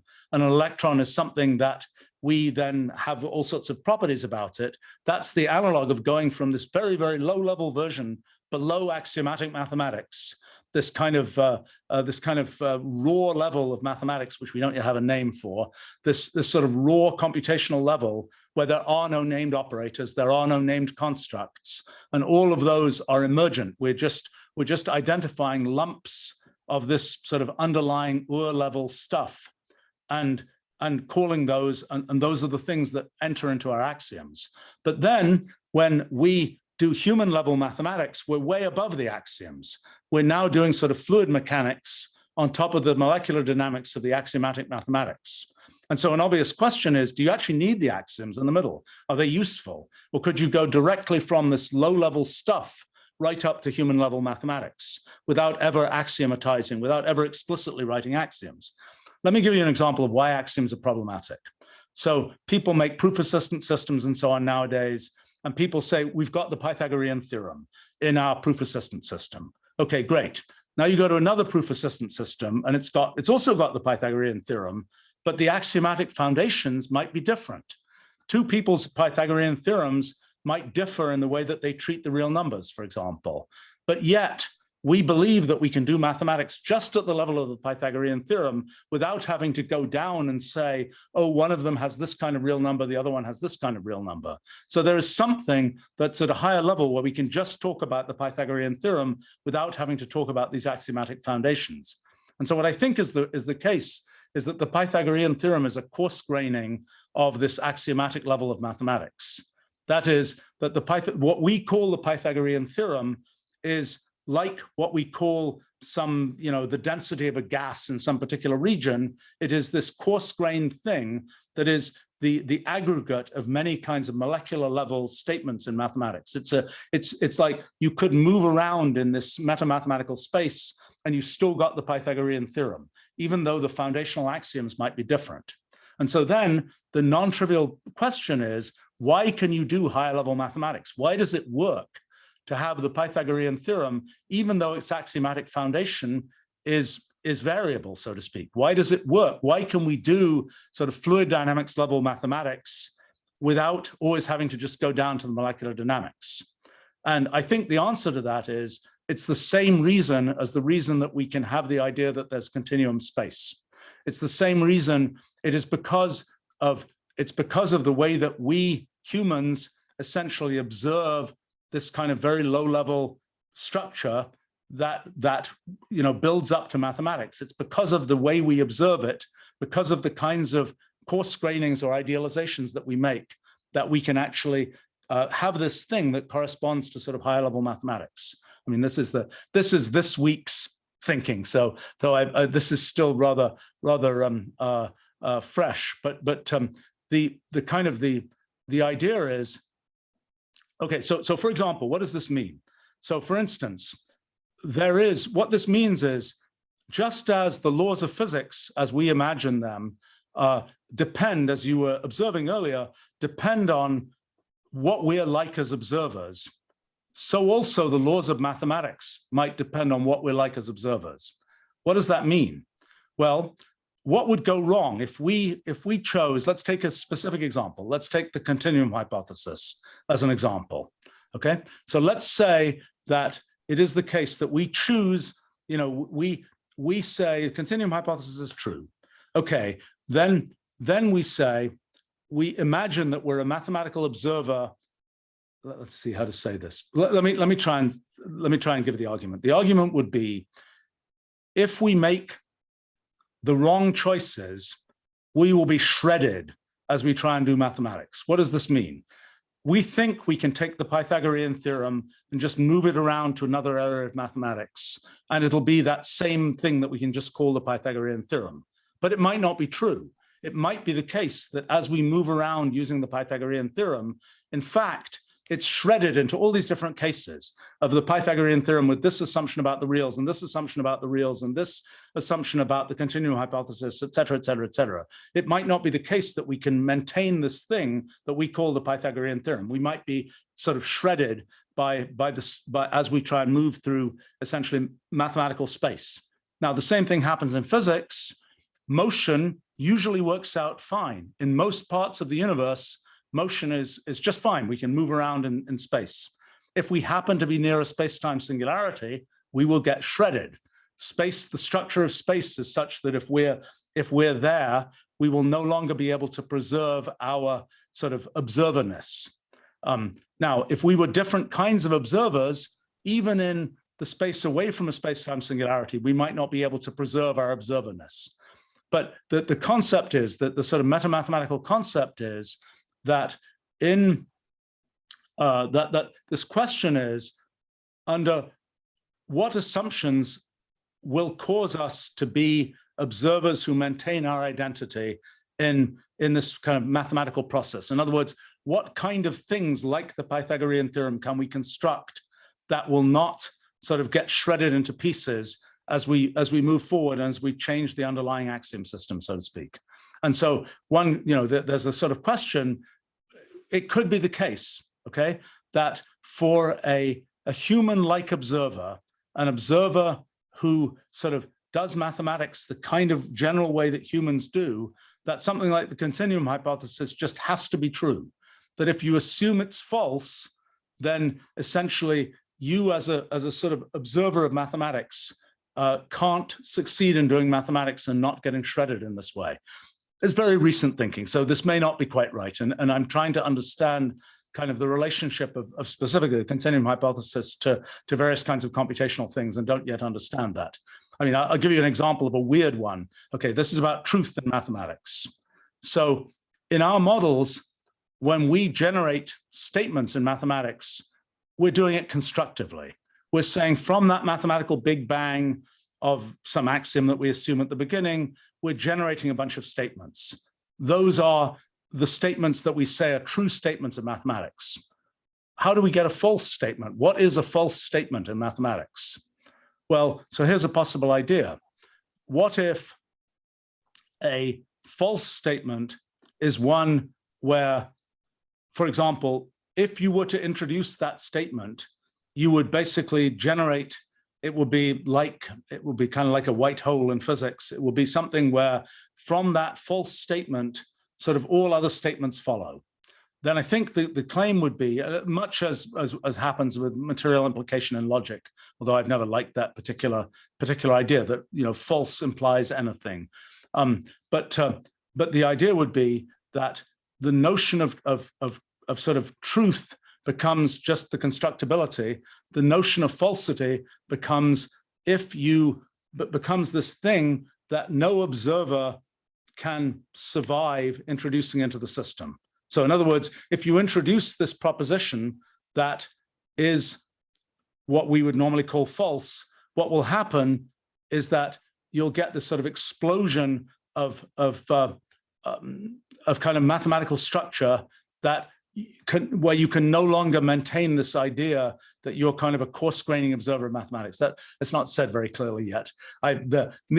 Wait a while and I'll be able to say that more clearly. But kind of the notion is that there's this idea of a mathematical observer, and that the nature of the mathematical observer determines what kinds of things can be intrinsically true in mathematics.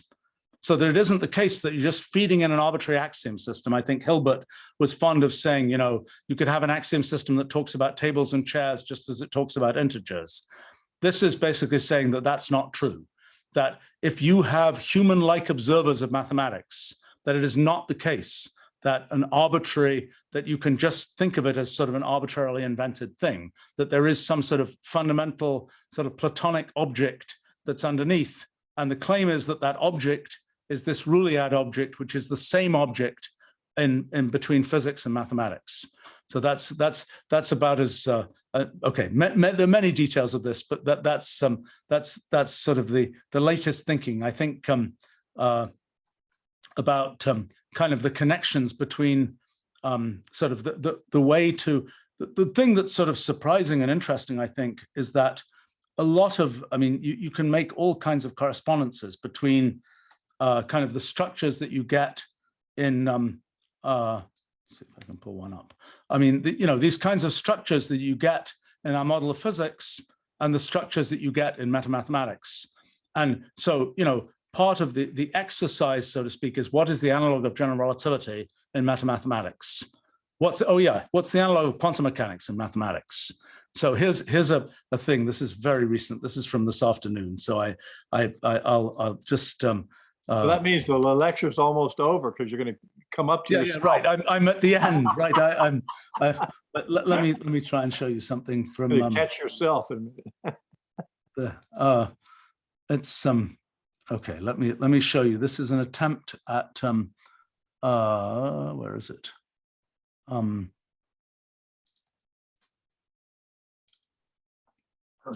So this is the question of what is the analog of quantum mechanics in mathematics. Let me see if I can find a good example here. Actually, I think I have my computer running on. Okay, so the question is, remember these multi-way graphs correspond to proofs.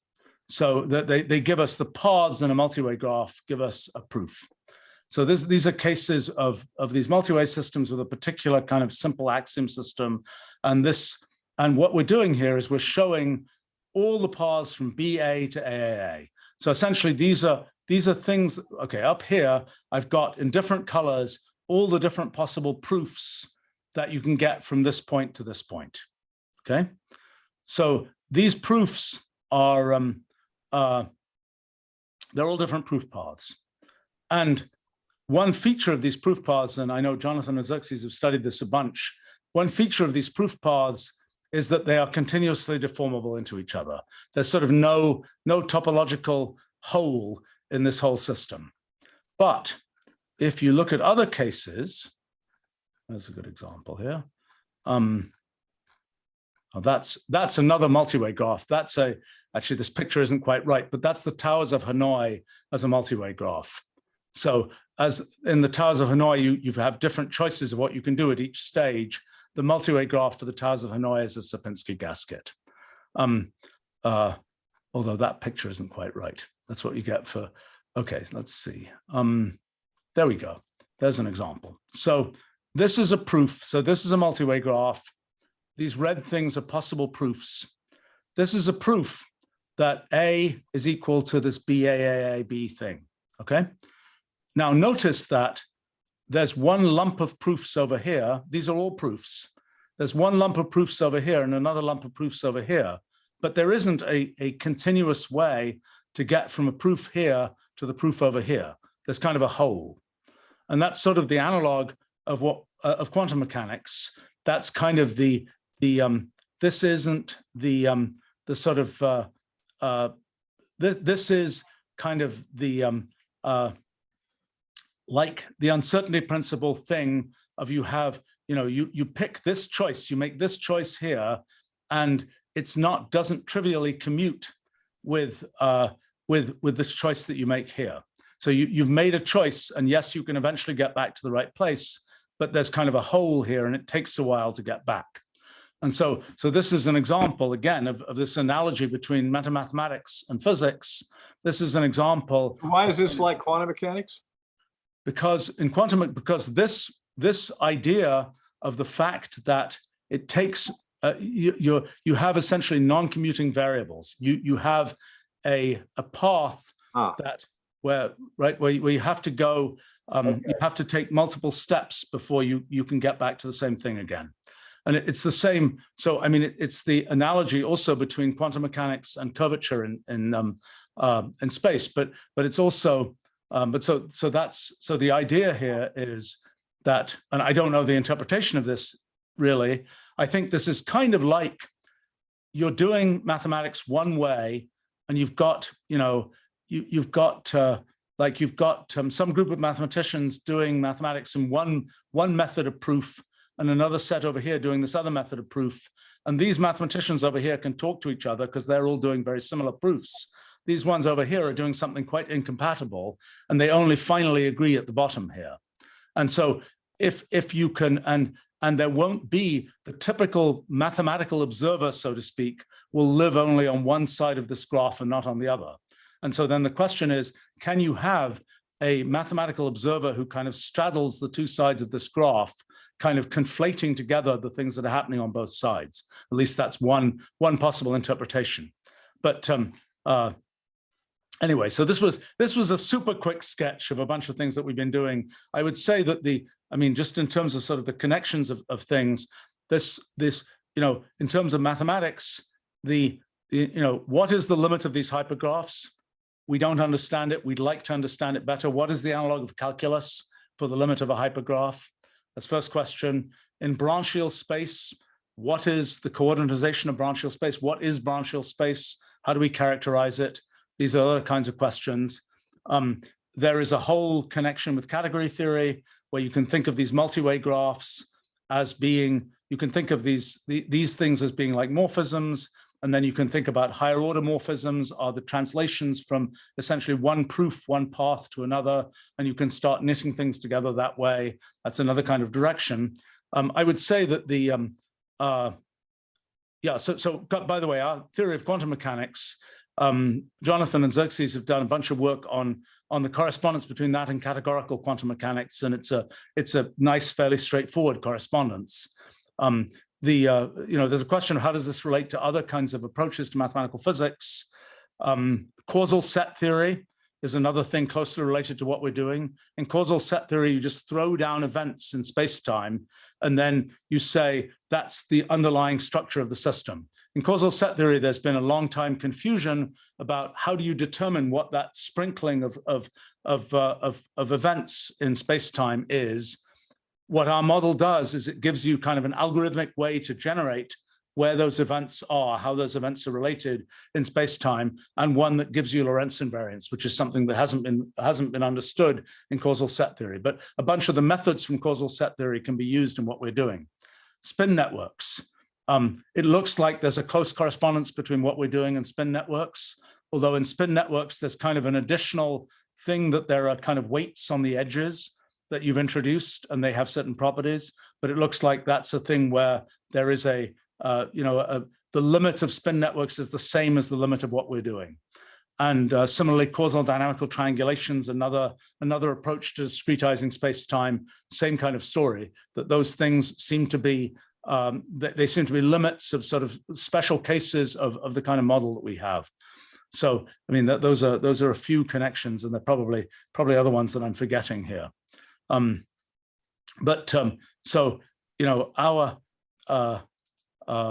one of the things we'd love to do is actually get more mathematical input on particularly these questions about limiting geometry, how these graph structures limit to geometry, and what I think that the interpretation of that in physics, we think we understand. We're slowly getting an interpretation of that in metamathematics. Perhaps that will be interesting as a view of mathematics itself to understand what is the geometrical limit in a sense of metamathematics. And what will, as I say, by the way, I might mention, okay, one more sort of semi-philosophical thing to mention is I kind of think that this, let me just pull up one more thing here. Where is it? This kind of idea of, so this idea of multi-way systems and all this kind of thing, I think this is kind of a big idea in terms of models in science. And I kind of view it as being sort of a fourth level of modeling in science. And so I think you can characterize these levels in terms of, in antiquity, people said, what are things made of? It was very static. There wasn't really a notion of time or dynamics. It was more like things are made of atoms, there are epicycles, they're just structural things. So then 1600s, we get to sort of the mathematization of science and the idea that we can write down formulas for things, but then time enters just as a parameter in these formulas. And so, you can say, well, let's just zoom forward to some time long in the future. It's just changing that parameter in the formula. Then 1980s, I was much involved in this, the kind of computationalization of models in science, where that isn't the picture anymore. Instead, you're given these rules of evolution, and you're told to find out what's going to happen. You just have to follow these rules of evolution. So time becomes this irreducible computational process. But it's still a one-dimensional thing. It's still a definite sequence. You have one state, you evolve to the next state, you evolve to the next state. What we're seeing now is this thing that I'm calling multi-computational paradigm, which is this idea that you're constantly evolving through these many different paths of history. And the thing that you realize then is in order to even tell what happened, you have to have an observer. You have to have some observer who is essentially equivalencing different paths here and making a conclusion about what's going on. And so that provides a whole bunch of new kinds of models for systems. And the thing that's perhaps the most interesting is general relativity seems to be a generic property of many kinds of observers of multi-computational systems. So in other words, if you look at different fields, if you have a multi-computational model, it will end up, if you have observers who are computationally bounded, who have certain kinds of persistence, it will have that observer will necessarily conclude that there's something that is the analog of general relativity in this multi-computational system. So what? Well, what's kind of fun there is there are a whole bunch of areas where you can seriously imagine using this methodology for modeling. So let's take molecular biology as an example. So in molecular biology, so in chemistry, for example, people make chemical reaction networks. Those chemical reaction networks look very much like multi-way graphs. When you do chemical synthesis, you're trying to find that path through all these chemical reactions. It's like finding a proof of a theorem. You're trying to find a way to get from your initial axioms, your initial chemicals, to the final thing you're trying to synthesize. Well, so actually, what I think is interesting is to go even to a lower level and ask about the individual molecules that are going on in those reactions. It's a giant multi-way graph that has all these different molecular interactions happening. When we do chemistry so far, we are very simple observers. All we're doing is to say, how many of this kind of molecule were there? We're not asking all kinds of details about which molecules were, when these two molecules interacted and they interact with other molecules and then they interact with each other again, what does that cycle look like and so on. And I have kind of a suspicion that in molecular biology, one of the big things that has been missed is not realizing that there is information in those detailed molecular interaction, those detailed sort of causal patterns of molecular interaction, that the only thing that matters to biology is the total concentration of molecules. I think that may not be true. And that is kind of analogous to what happened when DNA was, encoding of information on DNA. People didn't imagine that an individual molecule could encode a bunch of information. They didn't think that would be a thing. People now don't imagine that the dynamics of molecules encodes information, but it may. And things like membranes in biology may be places where there actually are a sort of a sign of sort of molecular scale, that they become the observers of molecular biology. And that's a thing there. But anyway, a bunch of different areas where I think this kind of multi-computational paradigm has a lot of promise. And what's interesting there is if you can nail down the mathematics of these things, in even the case of in the general mathematics, it immediately gives you a bunch of insights into these different areas. I mean, another one I can just mention is immunology. So immunology, which people care about these days, immunology is a story of, well, the key thing is that there's this shape space. There's this space, we have 10 billion kinds of antibodies, and they are different shapes. And they fit with, they bind to antigens, which are different shapes. And so you can ask questions about okay, so a theory of the immune system, which has not been well investigated, because no theory of the immune system has been well investigated, is the theory that you generate antibodies to a particular antigen. In general, the theory of the immune system is the clonal selection theory, which is the generally accepted theory these days, is we're always generating a bunch of random antibodies, and the ones that find an antigen that they match, those antibodies are amplified in number, and that's how we mount an immune response to that particular antigen.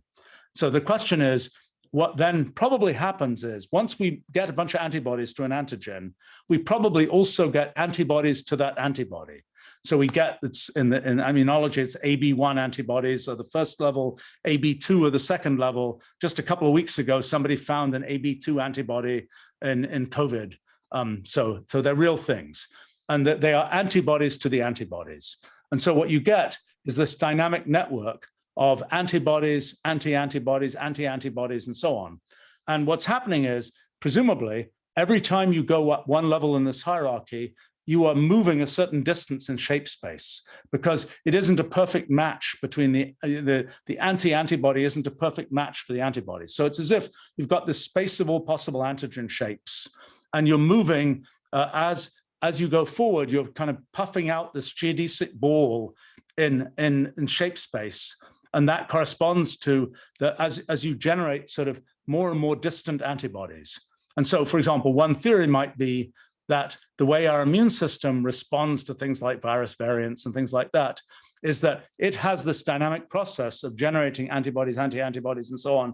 And that causes us to have a whole population of slightly different antibodies, which are kind of ready when some variant antigen comes in, they're ready to kind of pounce on that. But anyway, the thing that, again, not well figured out, and I'm just about to, I've got these big immunology textbooks that I've been reading, and I've been starting to talk to some immunologists, but I can't really say too much about this. But I think what's interesting is this idea of sort of multi-computation, this notion of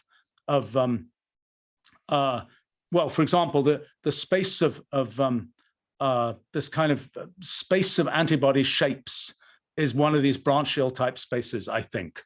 And so I think there's the mathematics that should be doable for our physics project will also apply to a bunch of other things like immunology.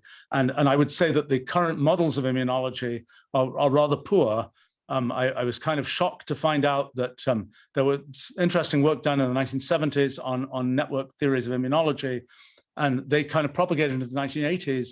And the most advanced papers turn out to use cellular automata of the kind that I made up in the 1980s and so on. But I don't think those are good models at all. I think they're absolutely horrible models.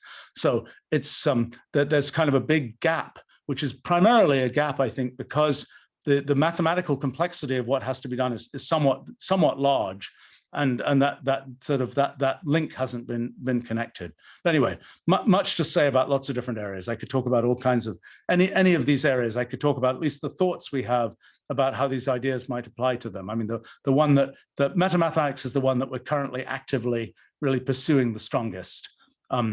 there are other ones, like economics is an interesting one, which I think is going to be rather fruitful, but and it all has to do with, well, it's these networks of transactions and understanding kind of how you make kind of the analog of reference frames in economics and what that means for the picking of a price in economics and so on.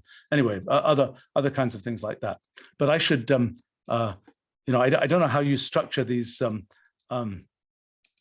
talks, but if there are comments, questions, thoughts, I'd be happy to talk about them. I think I have one question. In some of these things you mentioned, except the last one, economics is not, but I mean in the immunology, I didn't see where, the earlier part was talking about you had to have observers, and then there was this human coarse graining that is identifying various paths and so on. And I understand that very well in mathematics, how mathematicians kind of summarize and extract certain essential features from things. So that seemed to be an important aspect in all those examples. But then in immunology, I mean, how is the human factor coming in? That's a really good question, right? I've been wondering about this. So what is the immunological observer like? And how, you know, you have a, you know, you have some set of things that are, you know, I don't know. I mean, presumably the relevant, you know, there's this dynamic process happening through time and in shape space. And then the question is, what aspects of that dynamic process do you care about? For example, the fact that we don't even know the details of these hierarchies of antibodies means that's something we haven't observed. What we observe is, do we get sick or not? And that ends up being some question about, presumably, the density of antibodies that we can get in a particular region of shape space. So perhaps the immunological observer is something, I mean, you know, it's a good question. I mean, look, I think that, I mean, for example, I'll give you an example of okay, the analog of black holes in shape space in immunology. So in our models, a black hole is a place where, you know, a typical event horizons are a pretty straightforward thing. They're places where there's disconnection in the causal graph. Something like a space-like singularity at the center of a Schwarzschild black hole, for example, is a place where all the GD6 converge to a point. And in our models, those correspond to places where you just can't apply any more rules. Time stops. The system just, the hypergraph cannot be rewritten again. So in a sense, the singularity at the center of a black hole is a place where time has stopped because there's no more computation that can be done. And so that, and by the way, in metamathematics, the analogous thing is that you have a decidable theory where, so undecidability is when you can have infinite paths in this proof space. Decidability is when all the proof paths are in some sense finite. And so actually one kind of interesting picture, the future of physics, the future of the universe is probably a bunch of black holes together with some additional expansion of the universe. So in a sense, there are a bunch of burnt out areas of the universe where things have just converged to black holes. So what's the future of mathematics? Maybe it's the same thing, that basically what one has is a bunch of areas of metamathematical space where theories have become decidable, where those areas of mathematics are finished and burnt out, but there's still more of mathematics sort of expanding on the outside. And by the way, you know, the analog of the Einstein equations in that picture would be when there's too high a density of proofs, you end up with convergence of JD6, and you end up with a singularity and your decidable theory. So in other words, if there are too many proofs that can be done, the theory becomes decidable, and then it's all over and it's like a black hole. So a question would be, you know, what's the analog of that? And this is very speculative, and I'm just, you know, it's in immunology. right? What's the analog of that kind of thing? And I think, well, okay, so there are phenomena in immunology that are observed. See, the problem with a field like immunology is that it's all experiment and essentially no theory. And the experiments are complicated and they're difficult and they have many, many details. And the question is what's important in those experiments and what's not. And that's where a theory is potentially useful for guiding one. And so, there's a possible identification of what things like black holes are in immunology. It's basically when you, and something that can happen with vaccines and things like that, if you just pump in lots of things that lead to antibodies being produced in a particular region of shape space, then any antigen in a different part of shape space, all you do is generate those antibodies that were in that particular region of shape space that you kind of boosted with some vaccine or something like that. And the antibodies that you need for something that's some distance away in shape space, you never get those because you're always just generating more and more of these kind of antibodies in one place. That's a thing that was observed in a couple of the arms of the tests for the vaccines for COVID, actually, that phenomenon, but not observed in the ones that were actually picked. But nobody really, I mean, that's an example of a bizarre phenomenon that is sort of like black hole gravity type stuff in immunology, but this is very speculative. And if you ask, this is not a type of theoretical thinking that is really going on in immunology. So I can't say that for sure. But so the question of what is the immunological observer, super interesting question. Look, I mean, in all of these cases, like for example, for economics, okay, let me give you an example of that. So what is an economic system? It's a bunch of transactions happening. So there are all these people, they're all doing these transactions, but we have the idea that, for example, a thing has a price. That might not be the case. It might be the case that one person wants to sell an apple, another one wants to buy an orange, and somehow there's this network of intermediate transactions that can happen in which the person can ultimately barter an orange for a banana, for a pear, for this, for that, for the other, eventually to an orange.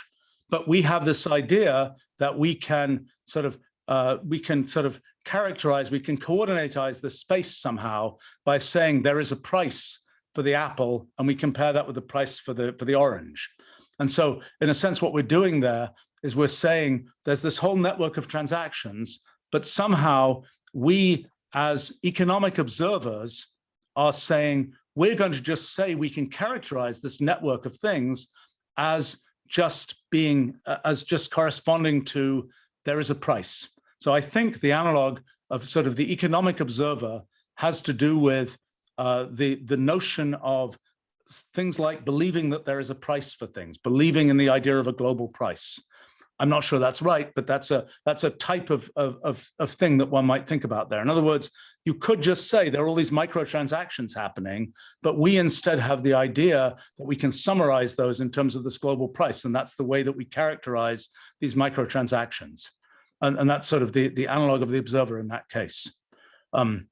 This is kind of a roadmap for future science. So these things are not yet figured out. To do all this stuff, we would like more solid mathematics to base all these things on. We think it's all very applicable. I might say another thing. When I was working on cellular automata back in the 80s, a bunch of fine mathematicians, including people in your orbit like Jack Milner and people like that, got very interested in cellular automata. But I think in the end, they were very frustrated by them because basically they said, well, it's nice to see all these complicated things they do, but when we're confronted with a thing like this, we can prove practically nothing about it. And I think what's happening there is that in the case of things like cellular automata, computational irreducibility is very near at hand. You're immediately thrust into this sort of zone of computational irreducibility. The interesting thing about multi-computation is that the structure of multi-computation leads to the fact that there are these reducible phenomena that you can find in this irreducible multi-computational world. And that's sort of the interesting thing, that the mathematics comes back, even though there's this underlying irreducibility. There's this thing. I see there's a huge number of things in the chat, and I haven't been paying attention to the chat. I'm sorry. Okay,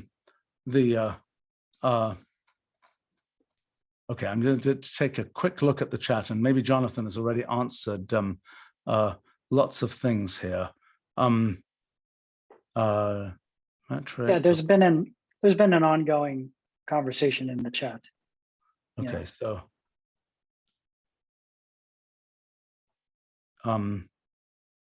comments here.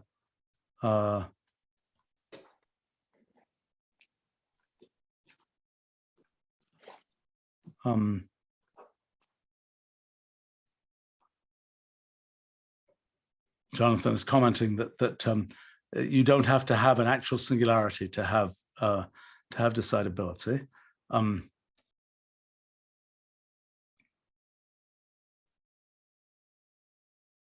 I think you guys should have, if you want the mathematical version of this, you should have Jonathan to do a different reference frame on the same content here.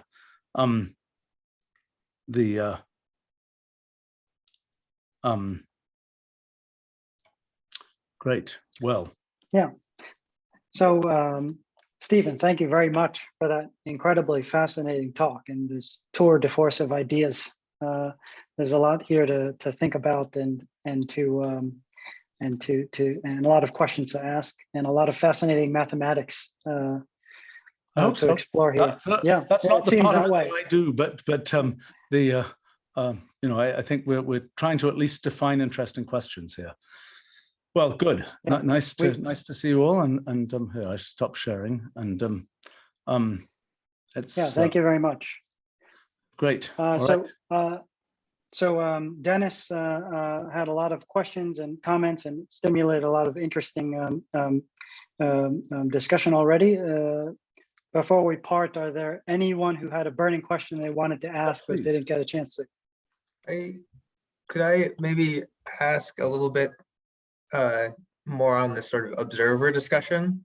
Yep. Because Dennis pointed out that the sort of human level observer was very important in a lot of these sort of classical situations. That's kind of a bias from our point of view, right? Like, for instance, in the physics and in the metamathematics, for instance, there's also a lot of concern about sort of microscopic in terms of atomic physics and also in terms of sort of axiomatic deductions. Like the small scales are important there. In something like immunology, it's maybe not clear what the level of coarse graining should be. And also, as we see, there are different levels of coarse graining that might. So is anyone thinking about like, how do you detect interesting levels of coarse graining, like some sort of persistent homological interpretation as these things grow? That would like be how lovely. I've been trying to sort of think about what I call observer theory, which is some kind of characterization of observers. And I think there are a lot of different kinds of mathematics and other ideas that are relevant to that. I mean, even, we have Turing machines, which are a characterization of computability. We don't really have the observer analog of Turing machines. What are reasonable things that observers can do? And, it's a good question. I don't know. I don't even know what, we've got a bunch of ideas about what types of mathematics one might use to sort of characterize the equivalence, because observers are basically making equivalences. And the question is, what are reasonable equivalences to make? And how do we model those equivalences, either computationally or otherwise? But yeah, look, this whole question about, we've got human-like observers, we've got some characterization of those. You could imagine very different kinds of observers. You could imagine aliens doing mathematics or aliens doing physics, where the things they think are important about the physical world are utterly different from what we think is important. And I've had a hard time really even imagining what does the alien physics or the alien mathematics look like? Because we're pretty set in our ways of setting these things. Yeah, right.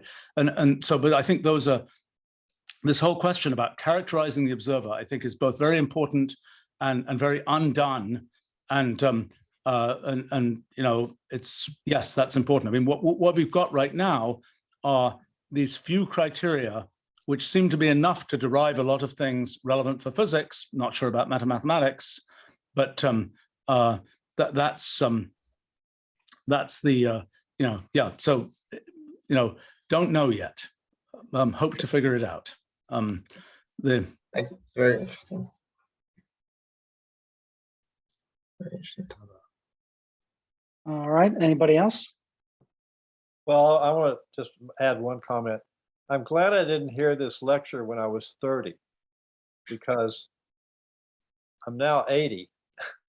And in the intervening years, I've basically been driven by the idea that there is this absolute mathematics, not Platonic and all of that, just that there's stuff that is really good, canonical. It'll be the same stuff that any alien will find, and it doesn't depend on the observer. Now, that's notwithstanding that there is a mathematics community, there are journals, jobs, reputations, prizes, and all that, that decides what's important, with quotes, but I've sort of ignored that and felt that there's something absolute, and it's very special about mathematics. And it doesn't exist for physics, and it doesn't exist for anything else, which is much more human related. So I'm glad I didn't hear this lecture, but now I'm glad I did hear it. Well, I think that I had long believed that basically at the bottom of mathematics was arbitrary axiom systems. And for example, Elise, who you know, has long told me that that's just not right. Okay, I think her point of view is more similar to yours. And this idea that mathematics is arbitrary and just a human construction, that and that there isn't anything absolute, that there's no absolute mathematics. That's what I had long believed. And I think what I'm concluding from this effort is that that's just not correct, that there is in some sense, well, it's at least an absolute mathematics with respect to human-like observers. It might be the case that, I don't think, it's not even clear we care what the alien mathematics Only compromising slightly. What, to say that, no, I don't think so. I mean, I don't think so, because I don't think that if you say, there's this question about if you think of, I'm curious actually, do you think that the axiomatic view of mathematics is sensible? Or do you think that the axioms are sort of irrelevant? somewhere in between. I mean, it gives precision. I like definitions, concepts. It's not axioms, they're definitions and concepts. Right. But I mean, I think that, and, mathematics, you spoke of things becoming a black hole and so on. I don't see it that way. I think that these processes of rewriting and so on go on, certainly. And then, in fact, I'll tell you a quick story about Sayre. Sayre says he writes a paper, he puts it in the drawer, he goes rock climbing, comes back 2 months later, he rewrites it. And if it's different from what he wrote the first time, he puts it back in the drawer and he goes rock climbing again. He keeps doing this process until the rewriting is the same. And then he publishes that. And if you look at his papers, they're marvelous, they're wonderful, they're perfect. And you see mathematics happening like that all the time. It converges to perfect concepts. Any alien would find those same concepts. Period. that is an interesting claim. So I think that my guess is that any alien who has something analogous to our consciousness has things like this idea of a persistence in time. You might be right. That's probably correct. But if you say, forget that, decide that you can have an alien who doesn't, for example, I don't know, an alien who exists at, who doesn't have this idea that they are persistent in time, for example. I think that might not be, I think that won't be correct in that case. There's my guess, at least. In other words, that the assumptions about who we are can be quite weak, but they have to be something, because otherwise we're thrust into this, in our way of thinking about it, this Ruliad thing that sort of contains all the possibilities. And we're kind of, but look, I think that I mean, the interesting thing is that there can be anything generic, that, Yeah. that it isn't, Very you know, interesting. It's surprising. yeah, Surprising. Now, there is structure. There's structure. right. So- Well, right, but I think so. What I'm saying is that what seems to be the case is that from these very low-level assumptions, there is certain necessary structure that arises, and just how far that goes in mathematics, we don't know. But to me, it's interesting that there is that necessary structure, and that the necessary structure is identical between physics and mathematics in our models, and so that means that in a sense, okay. So here's a way to think about it. Question is there a thing that ultimately exists in mathematics? We might say, or can we, okay, let's imagine this is a way of doing physics. We do physics by doing a series of random experiments. And our physics consists of deductions from one experiment to another. We just do a random experiment, we do another random experiment. In some sense, that's a little bit like the way that we think about axiomatic mathematics, where we do, we have a theorem, we deduce another theorem, we're kind of moving around in metamathematical space from one point to another. And we don't necessarily, most people don't have a bigger picture of what's going on. The same thing in physics, you could say, well, we do all these random experiments and that's all we can see. And we don't experience the physical world. But the fact is we all experience the physical world. So we all have intuition for what's underneath those experiments, that there's a bigger thing underneath those experiments. But for most people in mathematics, all they're doing is they're hopping from one theorem to another, and there isn't a bigger thing underneath. And I think that's for the mathematical observers like Dennis, so to speak, then this idea that there can be an actual thing underneath that isn't just hopping from one theorem to another, that there is there's a there, so to speak, which in physics, we're all familiar with. We don't imagine that physics just hops from one experiment to another. We know that there is an overall physical reality which we perceive. And I think that's kind of the thing that this is suggesting in mathematics, that there is some overall mathematical reality there, and that the sort of axiomatic approach is merely finding particular points, jumping around on that. And then the question is, can one, that sort of, I suppose. How does it suggest that? How does which suggest that? Well, no, you just said it suggests that. So the it refers to. Oh, did I say? So on, and then. Well, so what I'm saying is that our attempt to base these models of physics on this, ultimately this Ruliad structure, and this idea of basing metamathematics on that, the fact that those are the same object underneath suggests that, okay, that's the point I was trying to make, that the fact that that's the same object underneath means that we have one view of it in physics that's based on being a physics observer, and another view of it in mathematics, but it's the same thing underneath. And that we have these different views, but in physics, we have an intuition about it that goes beyond merely the specific points that we observe, because we have our overall experience of the physical world. In mathematics, for most people, there are only those individual points that you observe, those individual not for theorems. most people. No. What's that? No, because there's something called understanding.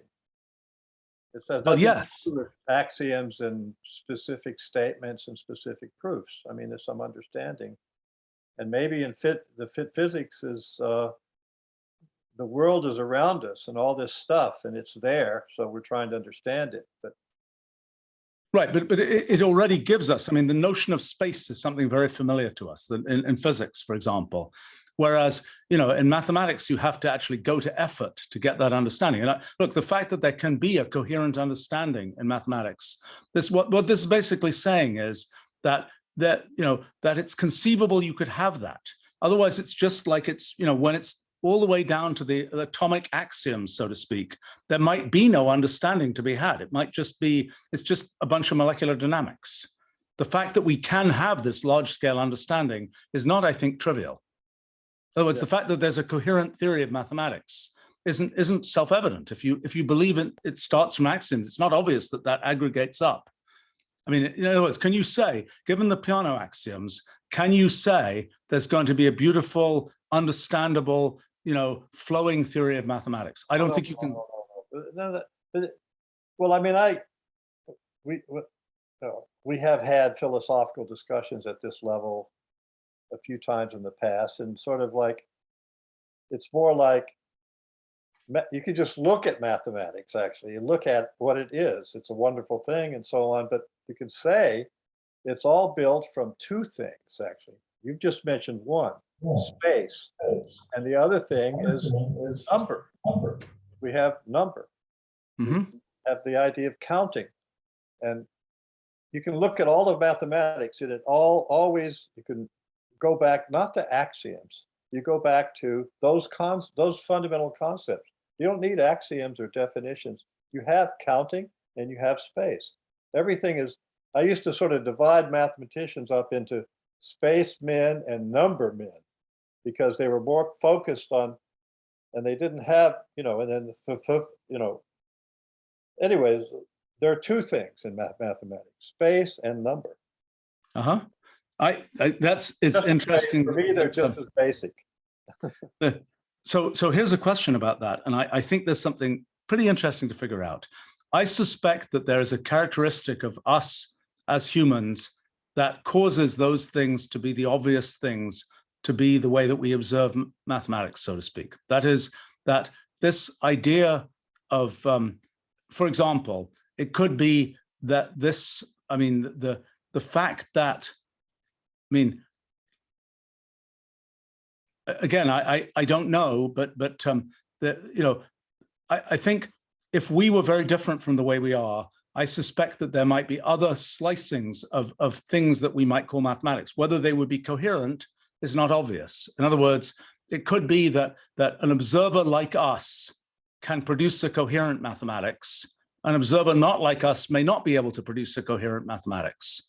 And I think what you're identifying, and what is obviously interesting, and I have thought about this a little bit and don't know the answer, is, what aspects of us as mathematical observers leads us to those cohering concepts? In other words, is that obvious? What what about us, if we were if we were kind of very, why do you think that those are the things that we humans, or that you think that those are intrinsic to mathematics itself, or you think those are aspects of mathematics that we humans end up choosing to do? Neither. It's an observation about what mathematics is. And it seems to involve these two basic concepts of space and number. It's just kind of and we're part of that, this reality. So yeah, but I think I mean, it's a relative understanding of mathematics. It's a relative, not a philosophical one at the level you're searching for, that's between humanity, the human intellect, and what exists. But just the mathematics that we have is based on space. I mean, birds flying around land on a limb. They have a credible concept of space, and they can count up to about 8, the eggs in their nest. They could start doing, I'm not kidding, they can start doing some math, in some sense. Right. They have the basic, but they don't have the rest of it. We happen to be the ones that have a lot of the other stuff to go ahead. It's just a fact. It's a fact about it. We have it, it's there. Well, but the issue would be, is there a different kind of abstract thing that we could study that isn't mathematics? So for example, I've studied a lot what simple programs do. What they do looks very little like mathematics. I mean, what that Rule 30 cellular automaton does, there's not a lot you can say about it from traditional mathematical thinking.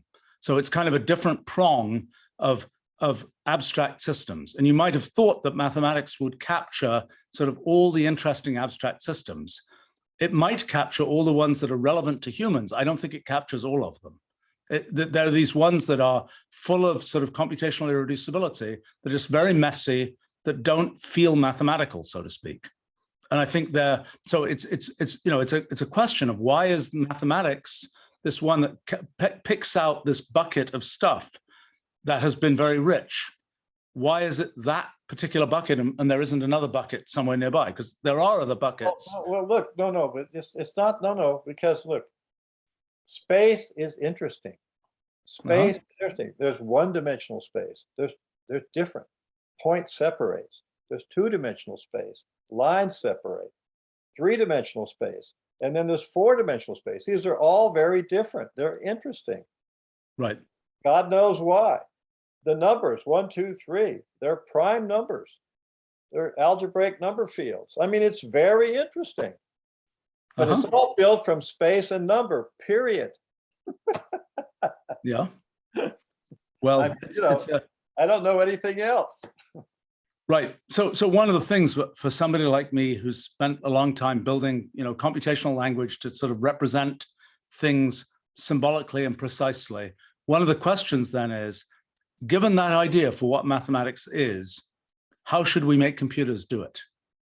Because there's we've done rather well, I think, at providing a layer of sort of language that represents mathematics. People try and make lower level layers that are involved with axiomatic kinds of things and automated theorem proving and so on, which has been less convincing, I think, in its contributions to mathematics. But what you're suggesting, a question would be, let's take that seriously. That's all about space and number. And let's ask the question, how do you symbolicize that thinking? How do you make that something that could be made computational, so to speak? Anyway, that's I don't know. I mean, that's a challenge. It's a very relevant one today, right? Yeah, right. I mean, it's the thing. I mean, we've tried, with Mathematica, Wolfram language, and so on. We've built a certain layer of representation of mathematics, but we do not have a good layer of representation of pure mathematics. We have a good layer of representation of essentially concrete mathematics. We don't have a good layer of representation of the kinds of things that, the kinds of sort of qualitative mathematical concepts that, that you might like to think about as a pure mathematician. And, we think we have a good representation of many kinds of things in the world. That's not one that we have a good representation of. And that's a completely different objective than people who are like building proof assistants and automated theorem proving systems, because the, that's down at the level of the molecules and so on. It's completely different from the level, this sort of high level, but I don't know how to do, how to symbolicize this high level. And that would be an interesting thing to understand. Anyway, it's probably getting late here, and this is fascinating. I would love to continue chatting about this, but Yeah, Getting hungry. thank you very much. yeah, it's good stuff. Well, thank you very much, everybody. Yeah, thank you very much, everybody. Good night. Nice to see you all. Okay, bye. Take care. Thank you, Jonathan. Thank you, Xerxes, other people.